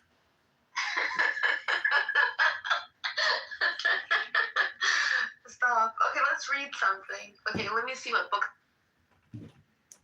What I have all around me, stuff about Islam.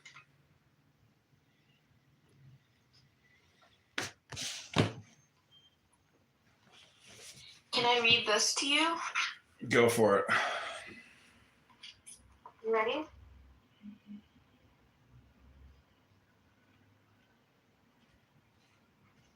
Are you ready, John? Ready, go for it. So this is from like a book about the Muslims. Is that okay? Yeah, go for it.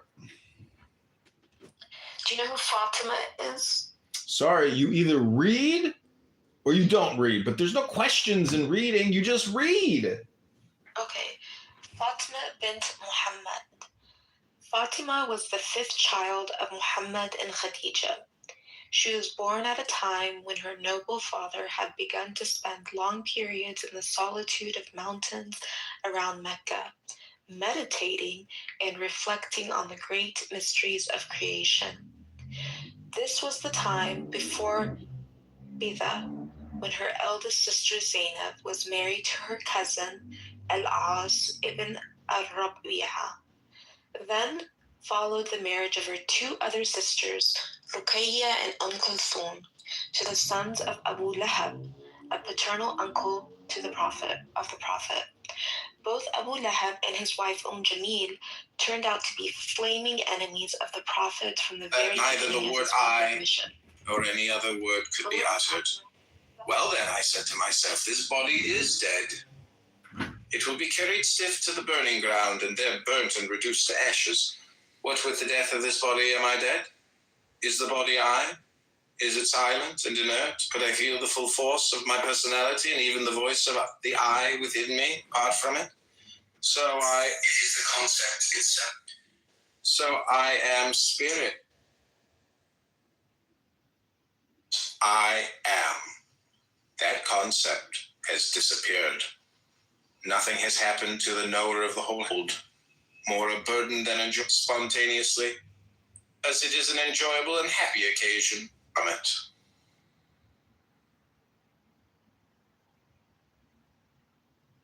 And me for thy token, my voice is fuller in thine adoration.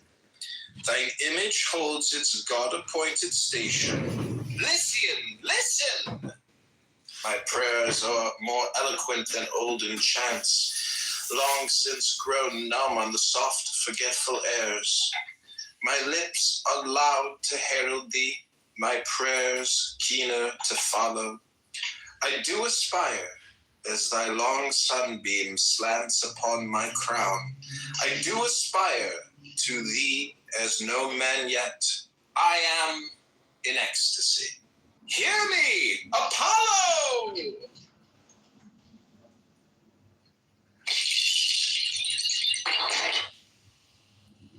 Me for thy token, My voice is fuller in thine adoration. Thine image holds its God-appointed station. Listen, listen! My prayers are more eloquent than olden chants, long since grown numb on the soft, forgetful airs. My lips are loud to herald thee, my prayers keener to follow.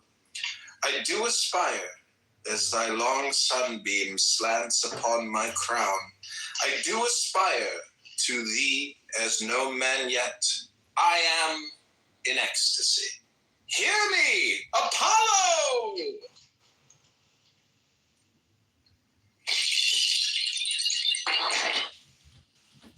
And me for thy token. My voice is fuller in thine adoration.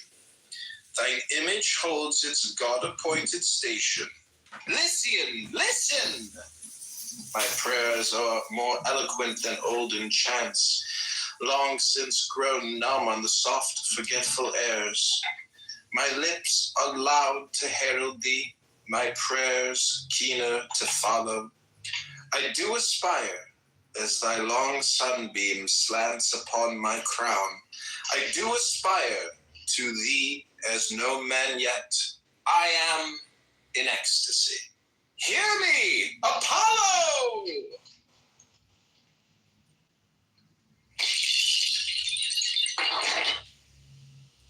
And me for thy token. My voice is fuller in thine adoration. Thine image holds its God-appointed station. Listen, listen! My prayers are more eloquent than olden chants, long since grown numb on the soft, forgetful airs.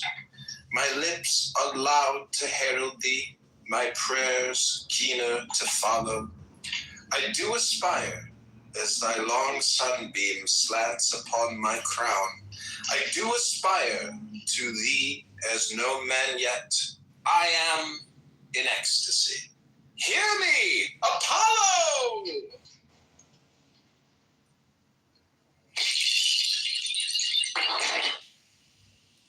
And me for thy token. My voice is fuller in thine adoration. Thine image holds its God-appointed station. Listen, listen! My prayers are more eloquent than olden chants, long since grown numb on the soft, forgetful airs. My lips are loud to herald thee, my prayers keener to follow. I do aspire, as thy long sunbeam slants upon my crown. I do aspire to thee as no man yet. I am in ecstasy. Hear me, Apollo!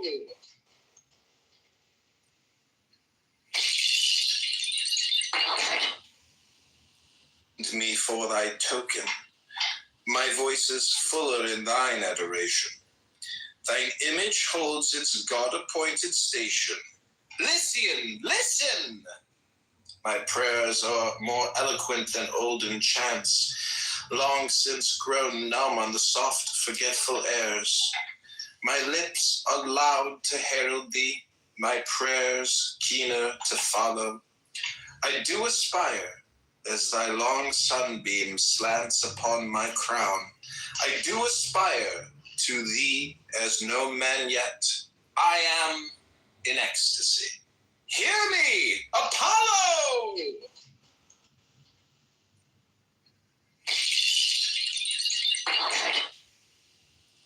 And me for thy token. My voice is fuller in thine adoration. Thine image holds its God-appointed station. Listen, listen! My prayers are more eloquent than olden chants, long since grown numb on the soft, forgetful airs. My lips are loud to herald thee, my prayers keener to follow. I do aspire, as thy long sunbeam slants upon my crown. I do aspire to thee as no man yet. I am in ecstasy. Hear me, Apollo!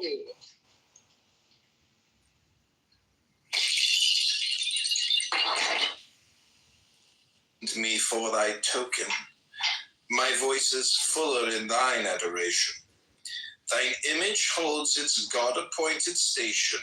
Lycian, listen! My prayers are more eloquent than olden chants, long since grown numb on the soft, forgetful airs.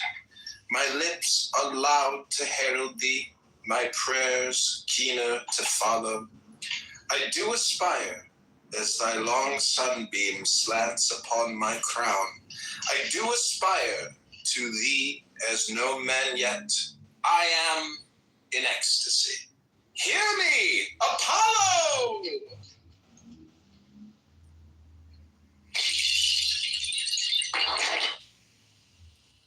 Me for thy token. My voice is fuller in thine adoration. Thine image holds its God-appointed station. Lycian, listen! My prayers are more eloquent than olden chants, long since grown numb on the soft, forgetful airs. My lips are loud to herald thee, my prayers keener to follow. I do aspire, as thy long sunbeam slants upon my crown. I do aspire to thee as no man yet. I am in ecstasy. Hear me, Apollo!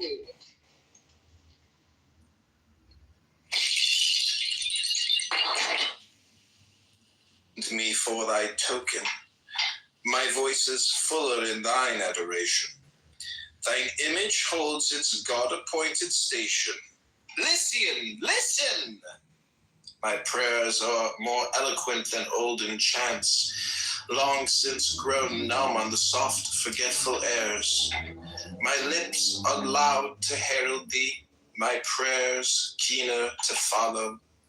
I do aspire, as thy long sunbeam slants upon my crown.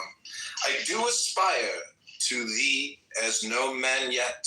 I am in ecstasy. Hear me, Apollo!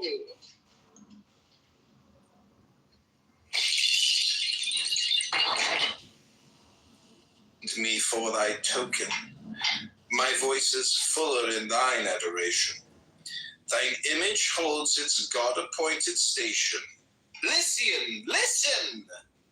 My prayers are more eloquent than olden chants, long since grown numb on the soft, forgetful airs. My lips are loud to herald thee, my prayers keener to follow. I do aspire, as thy long sunbeam slants upon my crown. I do aspire to thee as no man yet. I am in ecstasy. Hear me, Apollo!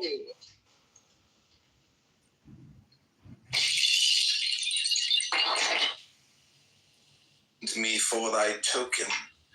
My voice is fuller in thine adoration. Thine image holds its God-appointed station. Lycian, listen! My prayers are more eloquent than olden chants, long since grown numb on the soft, forgetful airs. My lips are loud to herald thee, my prayers keener to follow. I do aspire, as thy long sunbeam slants upon my crown. I do aspire to thee as no man yet. I am in ecstasy. Hear me, Apollo!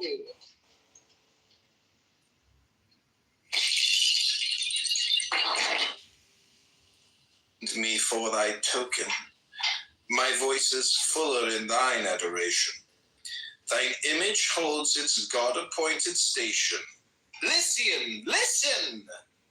My prayers are more eloquent than olden chants, long since grown numb on the soft, forgetful airs. My lips are loud to herald thee, my prayers keener to follow. I do aspire, as thy long sunbeam slants upon my crown. I do aspire to thee as no man yet. I am in ecstasy. Hear me, Apollo!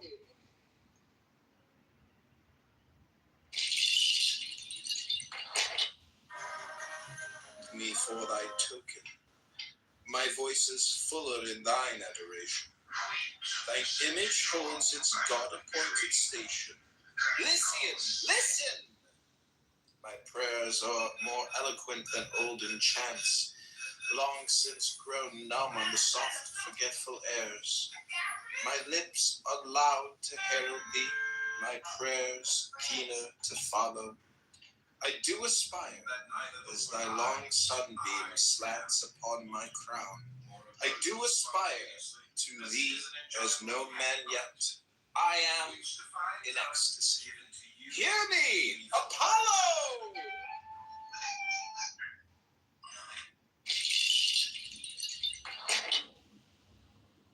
Me for thy token. My voice is fuller in thine adoration. Thine image holds its God-appointed station. Lycian, listen! My prayers are more eloquent than olden chants, long since grown numb on the soft, forgetful airs. My lips are loud to herald thee, my prayers keener to follow. I do aspire, as thy long sunbeam slants upon my crown. I do aspire to thee as no man yet. I am in ecstasy. Hear me, Apollo!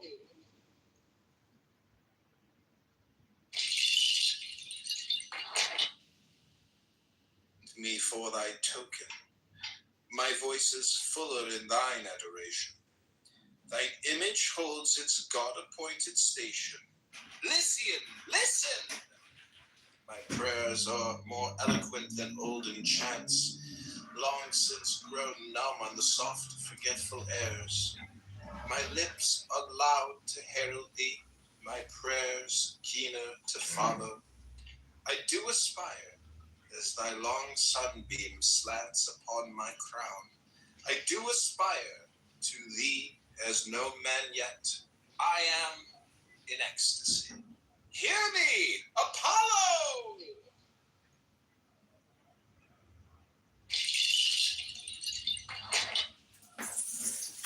Me for thy token. My voice is fuller in thine adoration.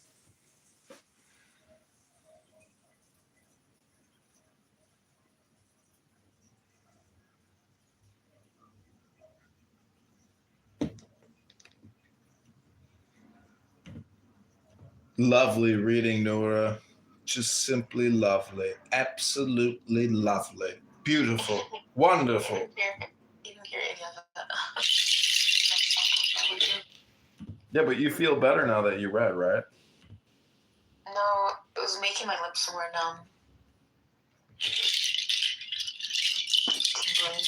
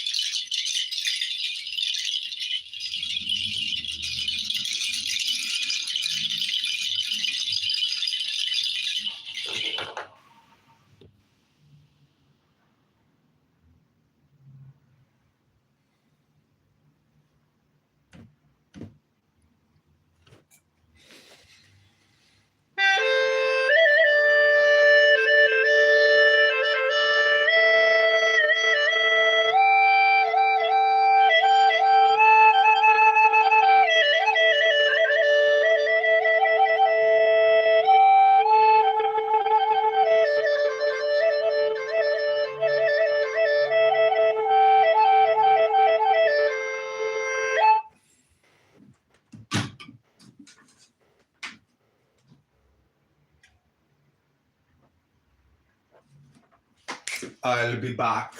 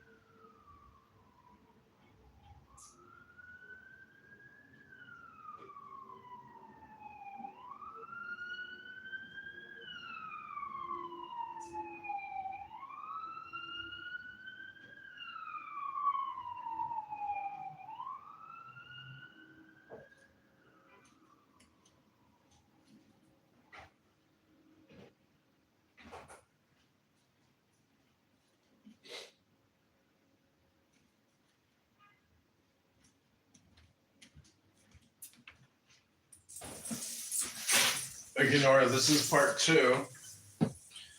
I'm almost finished reading this book. Well, maybe I'm not really finished, but we're close. I skipped like the first 2 chapters or something. But this is the last chapter. Hope you like it. I hope you listen closely. It's called Just This, chapter 17. Excuse me.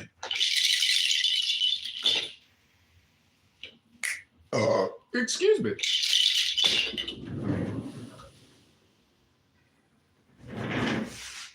Where are my glasses? Oh, they're downstairs.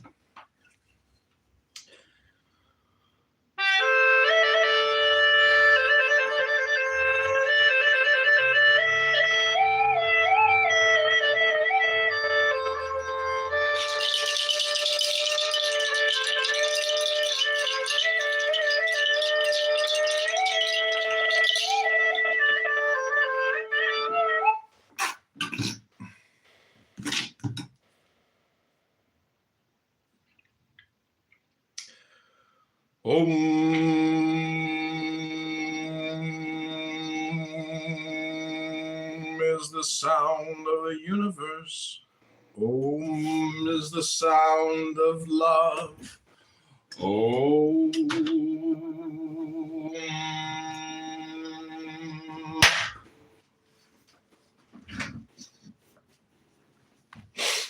Okay, this is called Just This. Om. All there is this perception. Perception is not owned by a someone or by a body, mind. Perception just is. All that is perceived is just appearing in perception.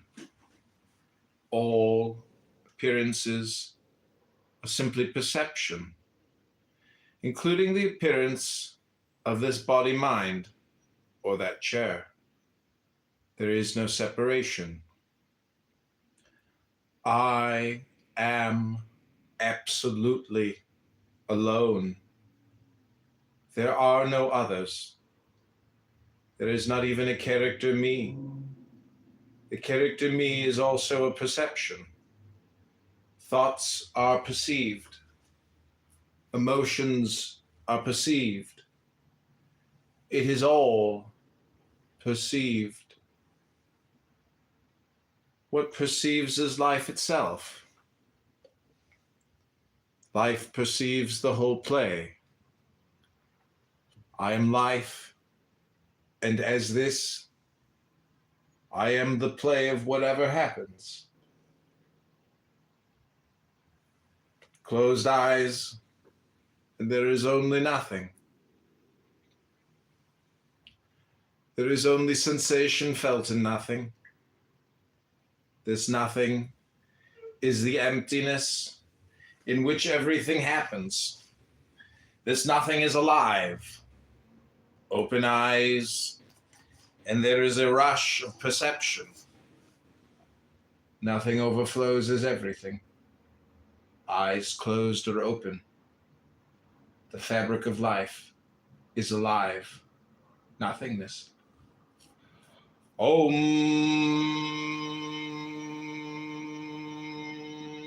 So close, you can't see it.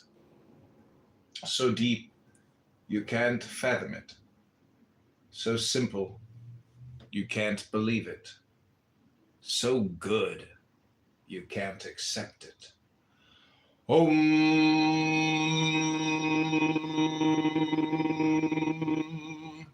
Since every wave in the ocean is made of the ocean itself, since it has the same substance as the ocean, pushing away a wave of yourself, a thought, a sensation, a feeling, a sound, numbing yourself to it, rejecting it, denying it, trying to escape it, is equivalent to pushing away the entire essence of the ocean.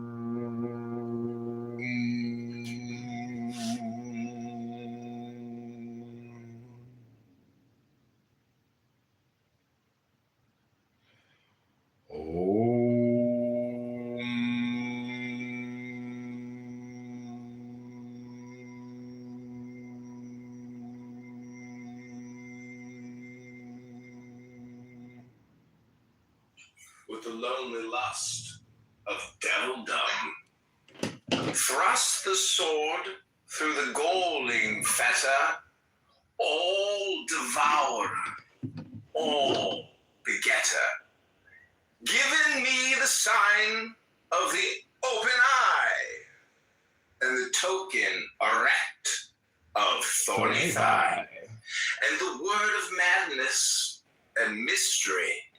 Oh, Pan, Eopan, Eopan, Eopan, Pan, Pan, Pan. I am a man.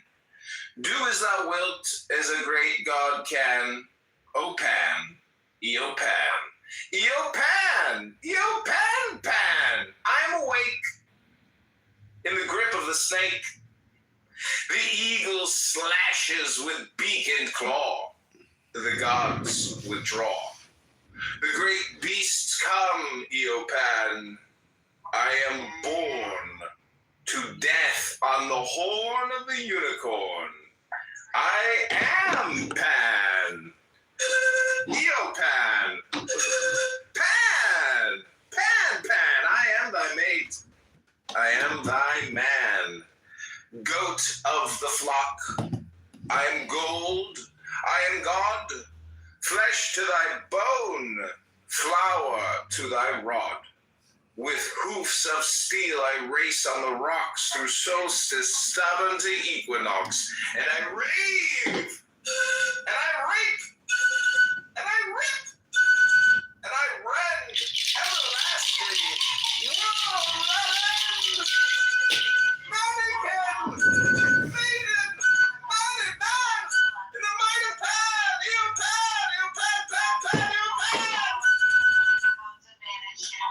Where is my, like, I'm just, yeah. We got it in there. I guess this is part 2. Or part 4, however, depending you look at it.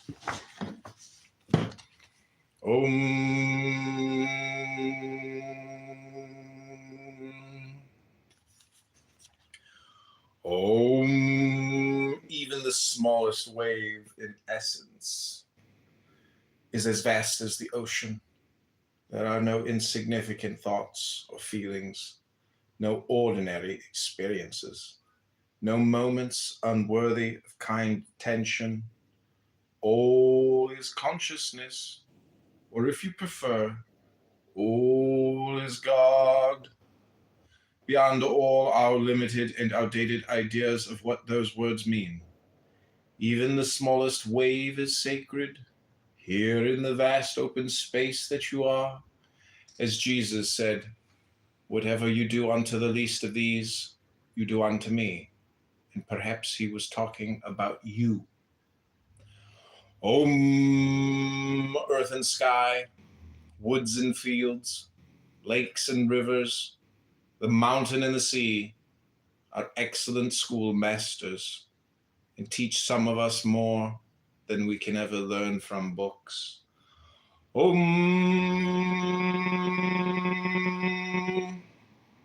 Self-shining presence, awareness is not the result of effort. There is no need to try to do something with the expectation that suddenly awareness will be there. Presence awareness is always here and now, whether it is recognized or seemingly lost. It is not something that can be created or destroyed. Conceptual thinking is like the cloud that seemingly blocks the sun. Being at ease in non-conceptual naturalness is presence awareness already here and now. Recognize again and again and again, and the knowing, it is always so constant, in spite of what?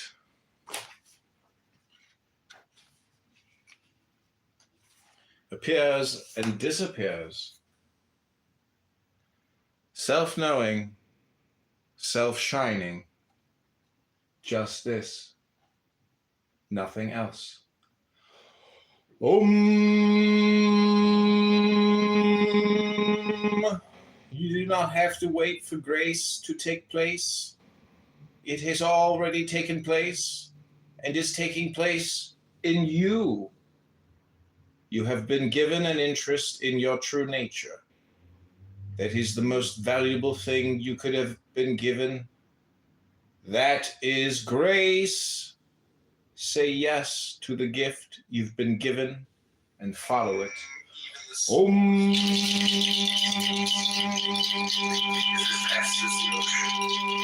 None of your significant thoughts or feelings, no ordinary experiences, no moments unworthy.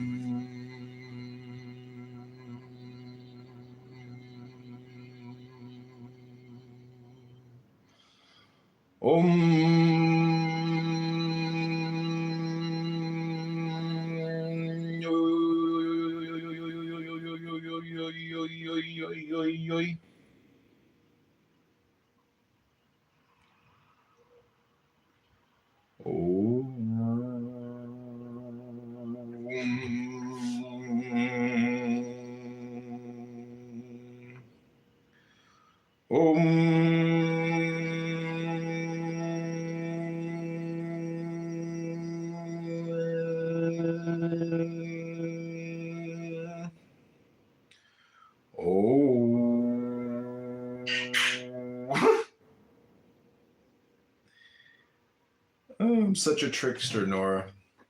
I'm pretty funny if you ask me.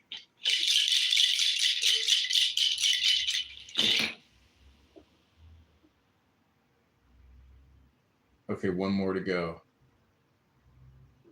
Then it'll be the end of the show.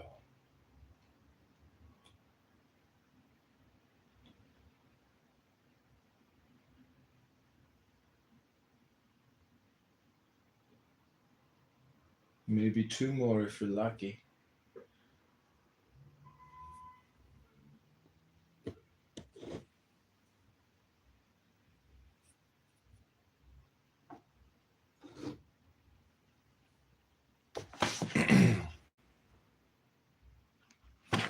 Okay, thanks for being here, Nora. Ben, you are in my Halloween meditation room.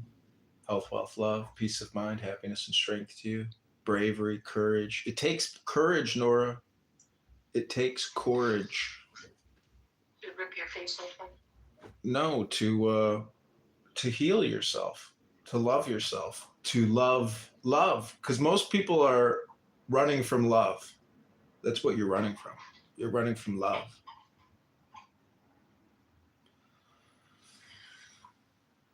The love of the beloved. You are the lover, but there is the beloved, which is God, and the beloved loves you, and you love the beloved. So you really don't have anything to worry about, Nora. That's what. You know what my dad's tombstone says? What? Our beloved. Beloved. You got the beloved on there. Yeah. See, this is why I don't take you seriously, you know? Why? Because you don't have any problems. You just come on here and do the woe is me. And you No, do. I don't have any problems with it. Just I'm very self-conscious about my face now. It sucks. Yeah, but with the right meditation, you're no longer conscious of your body. You're just pure spirit. So that's what this meditation is all about. It's healing. This is all dialectic therapy. I'm trying to make you smarter. Hello?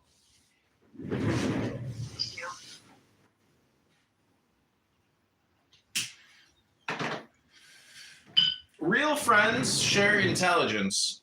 You know? This is why the USA and Israel are real friends, because they share intelligence.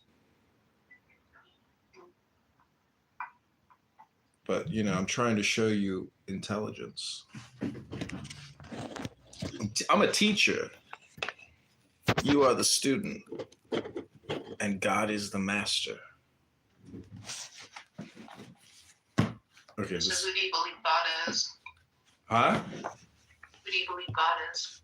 The number one. O-N-E. Oni. That's the real name of God. Oni. Why Oni? That spells one. You sound Muslim.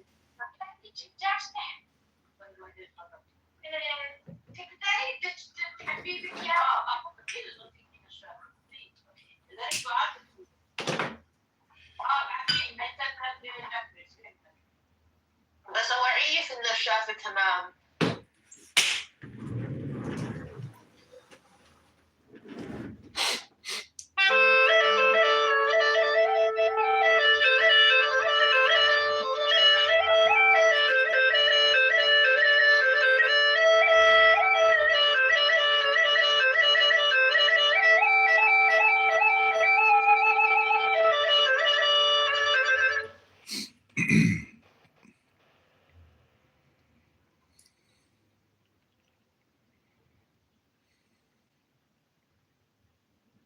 Okay, we're going to call Jared real quick.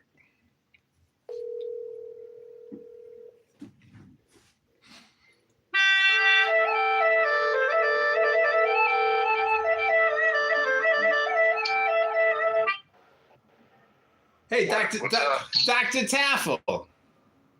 What's up? Yo, good news. My mother is flying in. She'll be here in 2 hours, and she's going to drive with me to Springfield. Oh, nice. Nice. So you'll be there this weekend? Well, we're going to go probably Sunday. So, well, you know, I'm going to have to spend the night with my mom, but after we tuck her in, we're going out, buddy. Mean tonight? It's Halloween, bro. Yeah, dude, let's do it. Well, do you want to do dinner with me and my mom, or do you want to meet up after that? Let's definitely meet up after. Let's plan dinner by here. I'll let you know by like 4 o'clock today. Okay. Would you mind if we did Edison Park for Halloween? I mean, I don't want to do Lincoln Park, and I don't want to do. I mean, I'm just saying that I'm being lazy, and I want to drag your ass out here. So after Edison Park, we could do the casino at Rivers, or we could go to Rosemont at Parkway Bank. Or we can just come down to the city. You know, sometimes they have better parties, but yeah, I mean, we'll play it by ear. Well, we didn't get tickets for anything, so. Well, I did RSVP to that one on Posh. Wait, where was that at again? On Hubbard, like. Oh, Hubbard. yeah. Dude, that's where the shooting was, man. I mean. Oh, really? I mean, you were with me, weren't you? I don't think so. Well, we're right outside a Boss Bar. We were there, and there was a shooting. A girl shot her boyfriend. Oh, shit. Then maybe we shouldn't go there. It was me, Max, and Max's other friend. Anyways, Max's Bon Voyage, dude. He's gone. His dad picked him up and drove him home. Shit. Bye. Yeah, I was all about, you know, seeing him off. But, I can't believe I wonder if he even, anyways, it's neither here nor there. Did you see him before he left? Yeah, weren't you with me? Didn't the three of us go out? No, we were texting about it, but nothing happened. Well, he came to see me, and then we went out for dinner in Edison Park, and then he broke the news to me. He's like, I got life-changing news I got to share with you. I'm like, what? He's like, I'm leaving Chicago. I was like, wow. Who knew? I think it's a good thing because what's the difference, dude? He's just sitting in that apartment depressed. He needs like movement, you know? He's not accomplishing anything out of there. He seemed pretty down on his luck, though. It did seem like he was getting some chicks. Yeah, I think even up until the last day, he like took a chick out. Anyways, wow. All right, well, I'm making my mom take a taxi to my house because I don't want to have to pick her up. Because she's your mom. Dude, you should pick her up. Dude, she doesn't have a cell phone. So how the hell is she even going to tell me which vestibule she's at? She doesn't have a cell phone? No.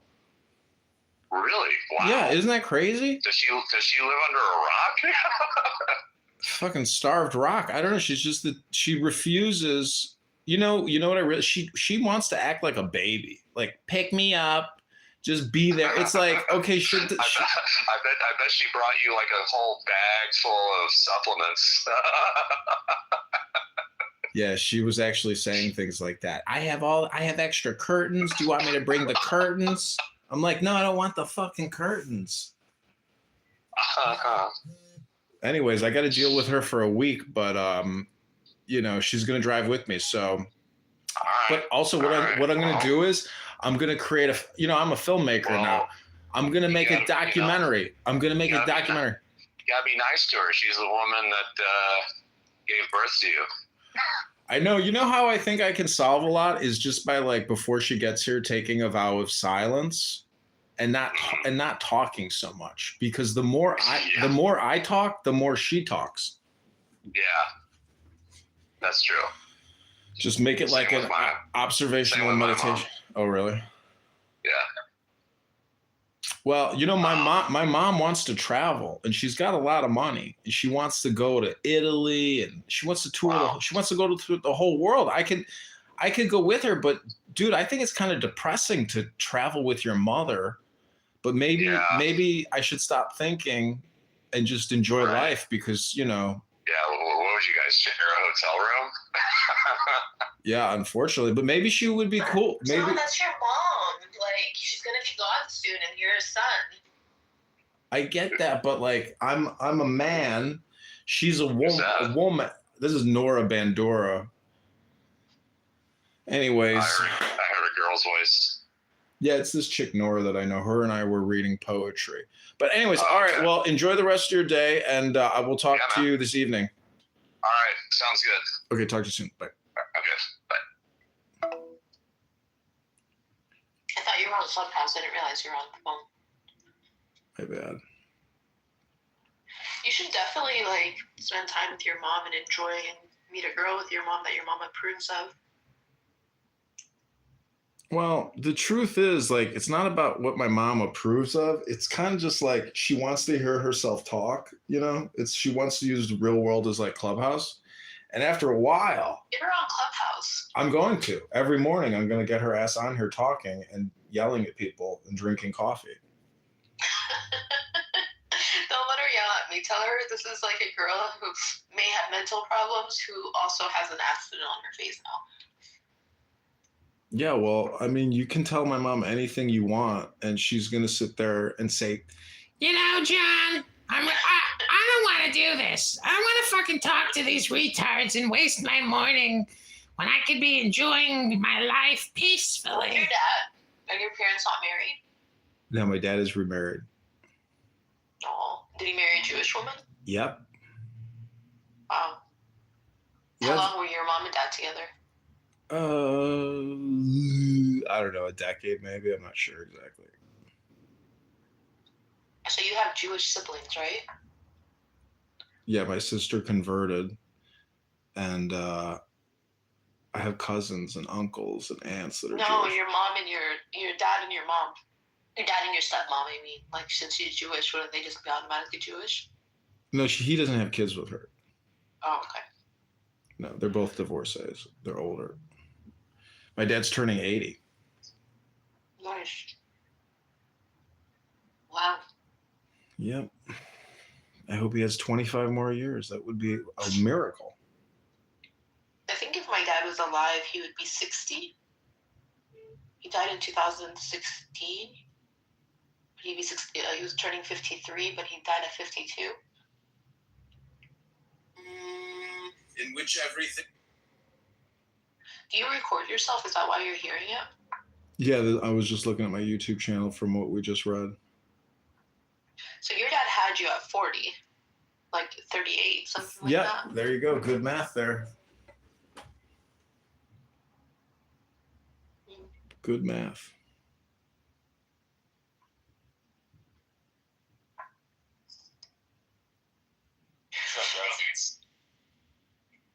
Have y'all ever had tomatoes with Spanish cheese and green onions and olive oil and salt?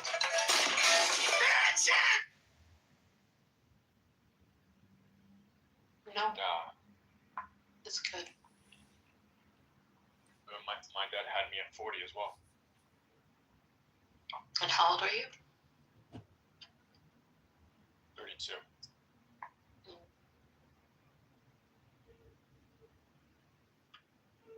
Do you guys have kids? No.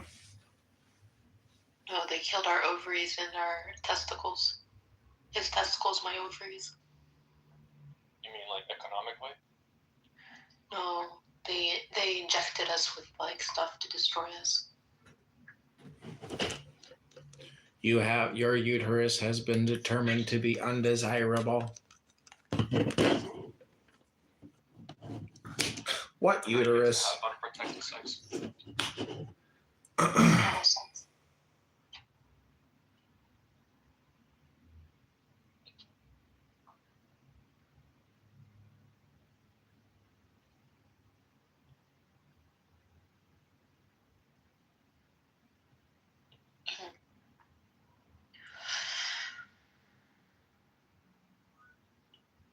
Oh, Connor is here. I have 2 clubhouse rooms open, by the way, Matt. Matt, are you ready for your magical poetry to unlock your true hidden self? No. That's exactly the answer we were looking for.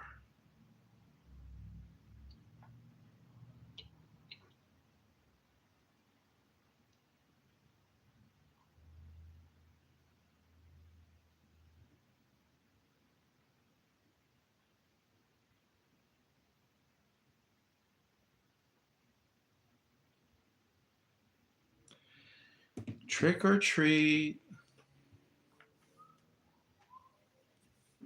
Trick or treat. Hello? We're here. Sometimes I feel like I'm a parrot or something. God, I think I'm funny. That's all I'm saying. Has your mom been on Clubhouse before? No.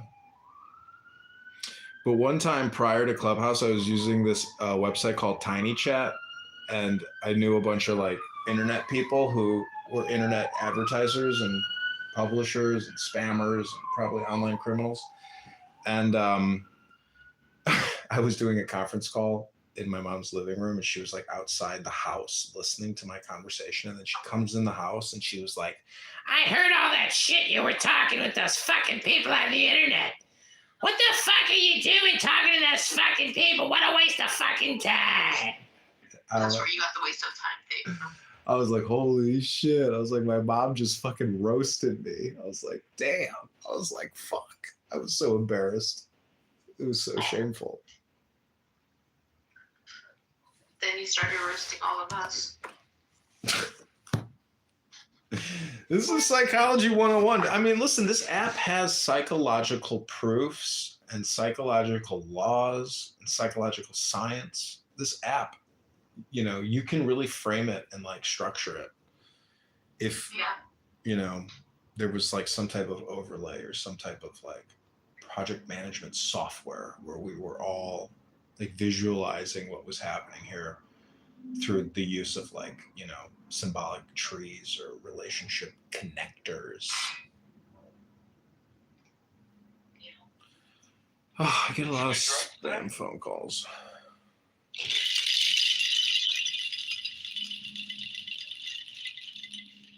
Okay, so vampires are basically parasites, which are demons. Everybody hates bedbugs. Bedbugs are also horrific trolls that attack you in the middle of the night and bite you. And then you wake up and you're like, what was that? And then the next morning you see a bedbug bite and you're like, oh no, there's a bedbug in my bed. And then you get to the Halloween moment and you're like, trick or treat. Most people want a treat, but some people, 1 out of every 10, or every 10 times you ask, you know, for the treat, a lot of people just end up doing the trick. What's the history of Halloween? It's an ancient Jewish ceremony meant to degrade Arab Muslim women who think that they are intellectuals, but all they do is just hypnotize themselves with stupid conversations. Then they take the pumpkin, fill it with candy, and say, trick or treat. And then when you eat the candy, there's a fortune cookie. And the fortune cookie has a message that says, all communication is hypnosis.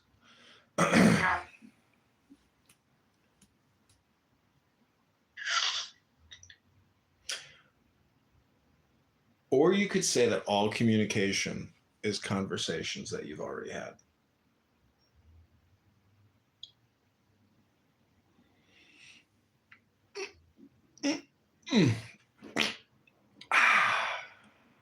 For some of us more than others.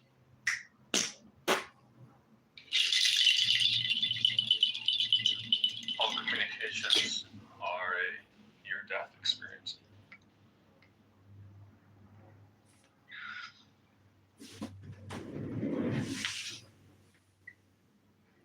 I'm having apple cider, and it's so much better than apple juice. Did you know that? Yeah, I'm drinking apple cider too. I've been enjoying it. It's probably a lot of sugar. I thought it was just like an apple juice, and I wasn't sure what it would taste like. How would you describe it in relation to apple juice? Like less watery, or what? It's really good. Is it healthy? Probably. You know, I wouldn't drink, like, people probably have a glass a day, but it's like, you know, less is more. There's a lot of sugar in there now. I don't know. I lost a lot of weight from walking so much when I was in California.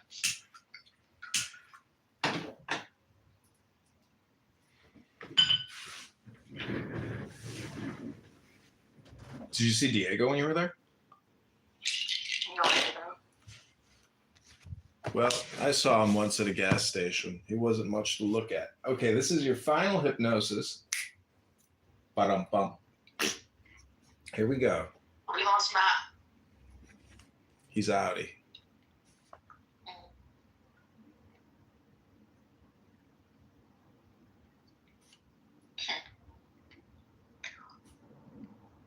Okay, how many more pages do we have? 1, 2, 3, 4, 5, 6, 7. No, 6. Here we go. Okay, this is a meditation. Om.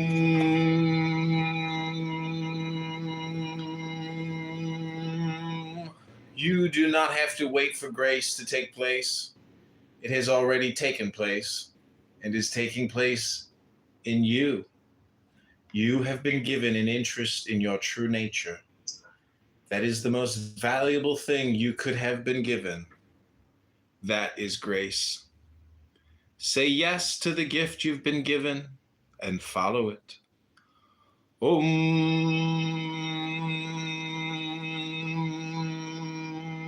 What are you doing over there? You okay?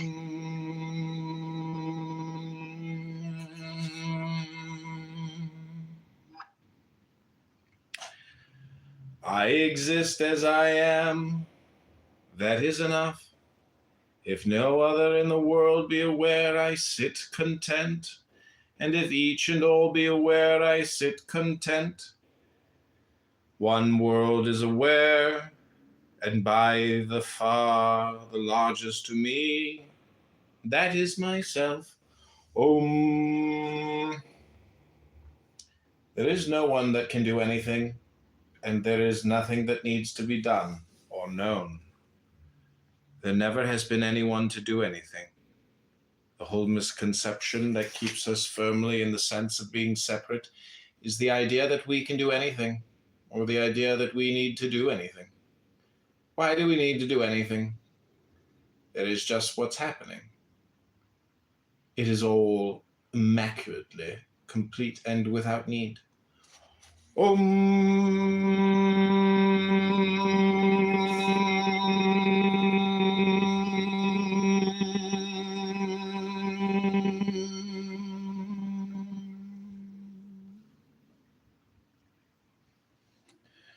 I am not speaking to any body. I am not speaking to any mind. I am speaking to that I am, that I am. The presence awareness that expresses through the mind as the thought, I am just this, nothing else.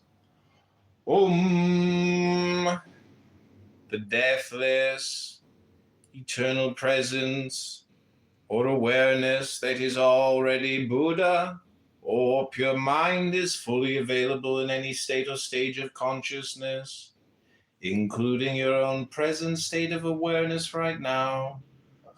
So I'm going to talk you into this state, or try to, using what are known as pointing out instructions. I'm not going to try to get you into a different state of consciousness or an altered state of consciousness. You do not have to wait for grace to take place. It has already taken place. Om.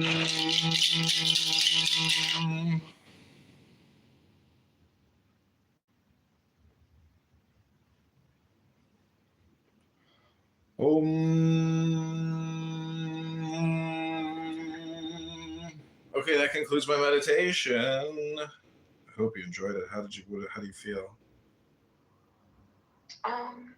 Peaceful. Peaceful. Yep. Can I ask you a question? If your face got cut open, would you be okay? How would you feel? I'm not asking how would you about because of myself. I'm asking how would you take it? Would you just there goes my face? Yeah, well, I would, I don't like I don't like pain. Nobody does, but patience is a virtue. So when you deal with pain, you're dealing with time and patience and taking care of yourself and trying to heal that one. Like when my aunt died, she had this horrible cut on her leg. And I was so angry because I could tell she wasn't taking care of it. And I was very upset. I was because I didn't live with her, but when she came to my house and her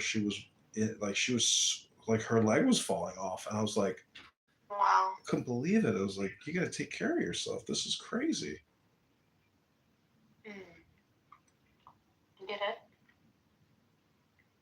Yeah. Oh, it will heal. That's a Jewish saying. I told this girl once who was having surgery. She was very nervous. And I said, there's a Jewish expression that God heals all flesh and performs wondrous miracles. She was very happy when she heard that. Where did you get your Jewish education if you were in Catholic schools? Books. I got 1,000 books in my house. I've been reading books for years now. So you got your own, you studied your own? Yeah, that's the only way to learn something is to study it yourself. You know that, right? What made you become so anti-Islam? I'm not anti-Islam. What are you talking about? Yeah, you were saying there's this hadith that says this, just a few months ago. Yeah, so what? That's for children. Those are games that children play. What are you talking about? That's like playing tricks on people. So, what's your position on Muhammad?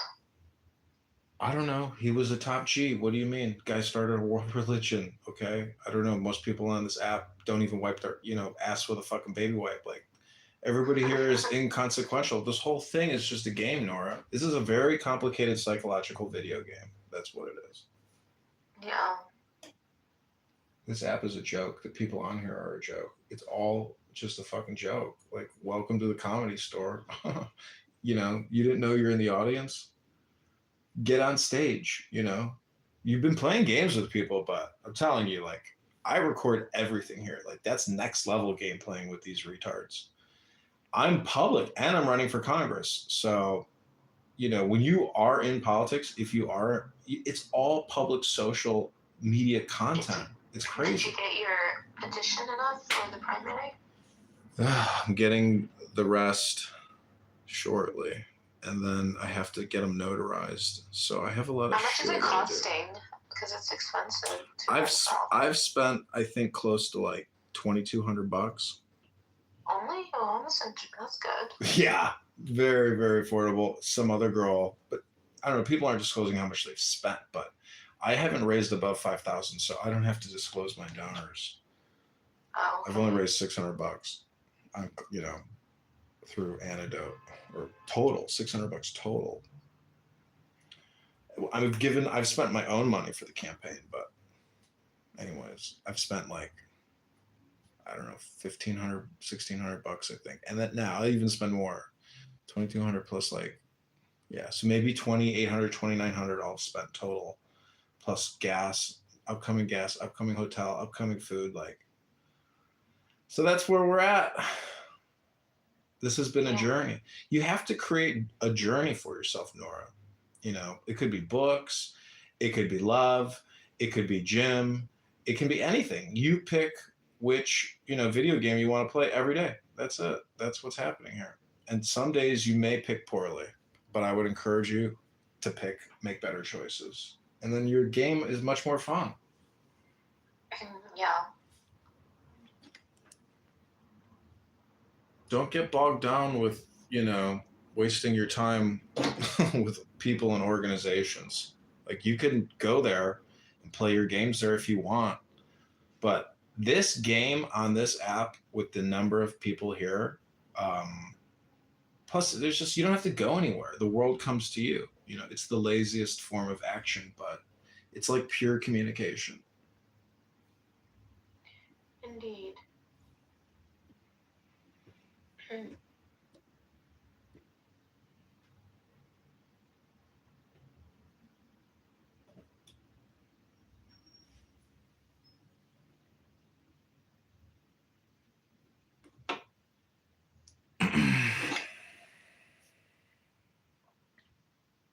Vaccine live.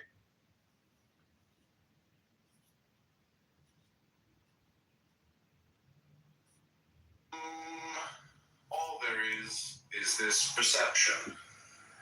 Perception is not owned by someone or by a body, mind. Perception just is. All that is perceived is just appearing in perception.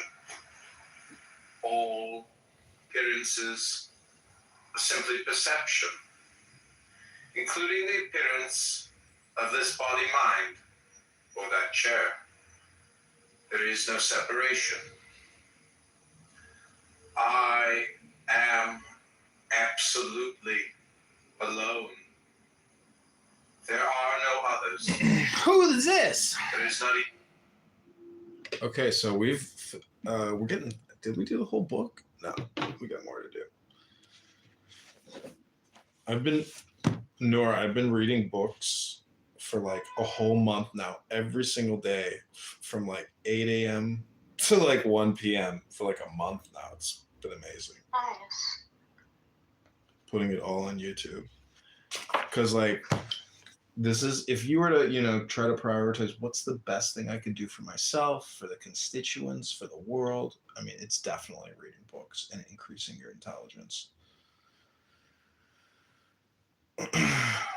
And if I think my intelligence hasn't increased, then I just go back to the YouTube. I'm like, oh, I'm reading really good books, and I can listen to myself reading them. So it's like a way to like be a Silver Surfer or a Skywalker, like a Jedi. Wah, wah, wah, wah, wah, wah, wah, wah, wah. See what I'm saying? Like, because most people are just living in other people's communication.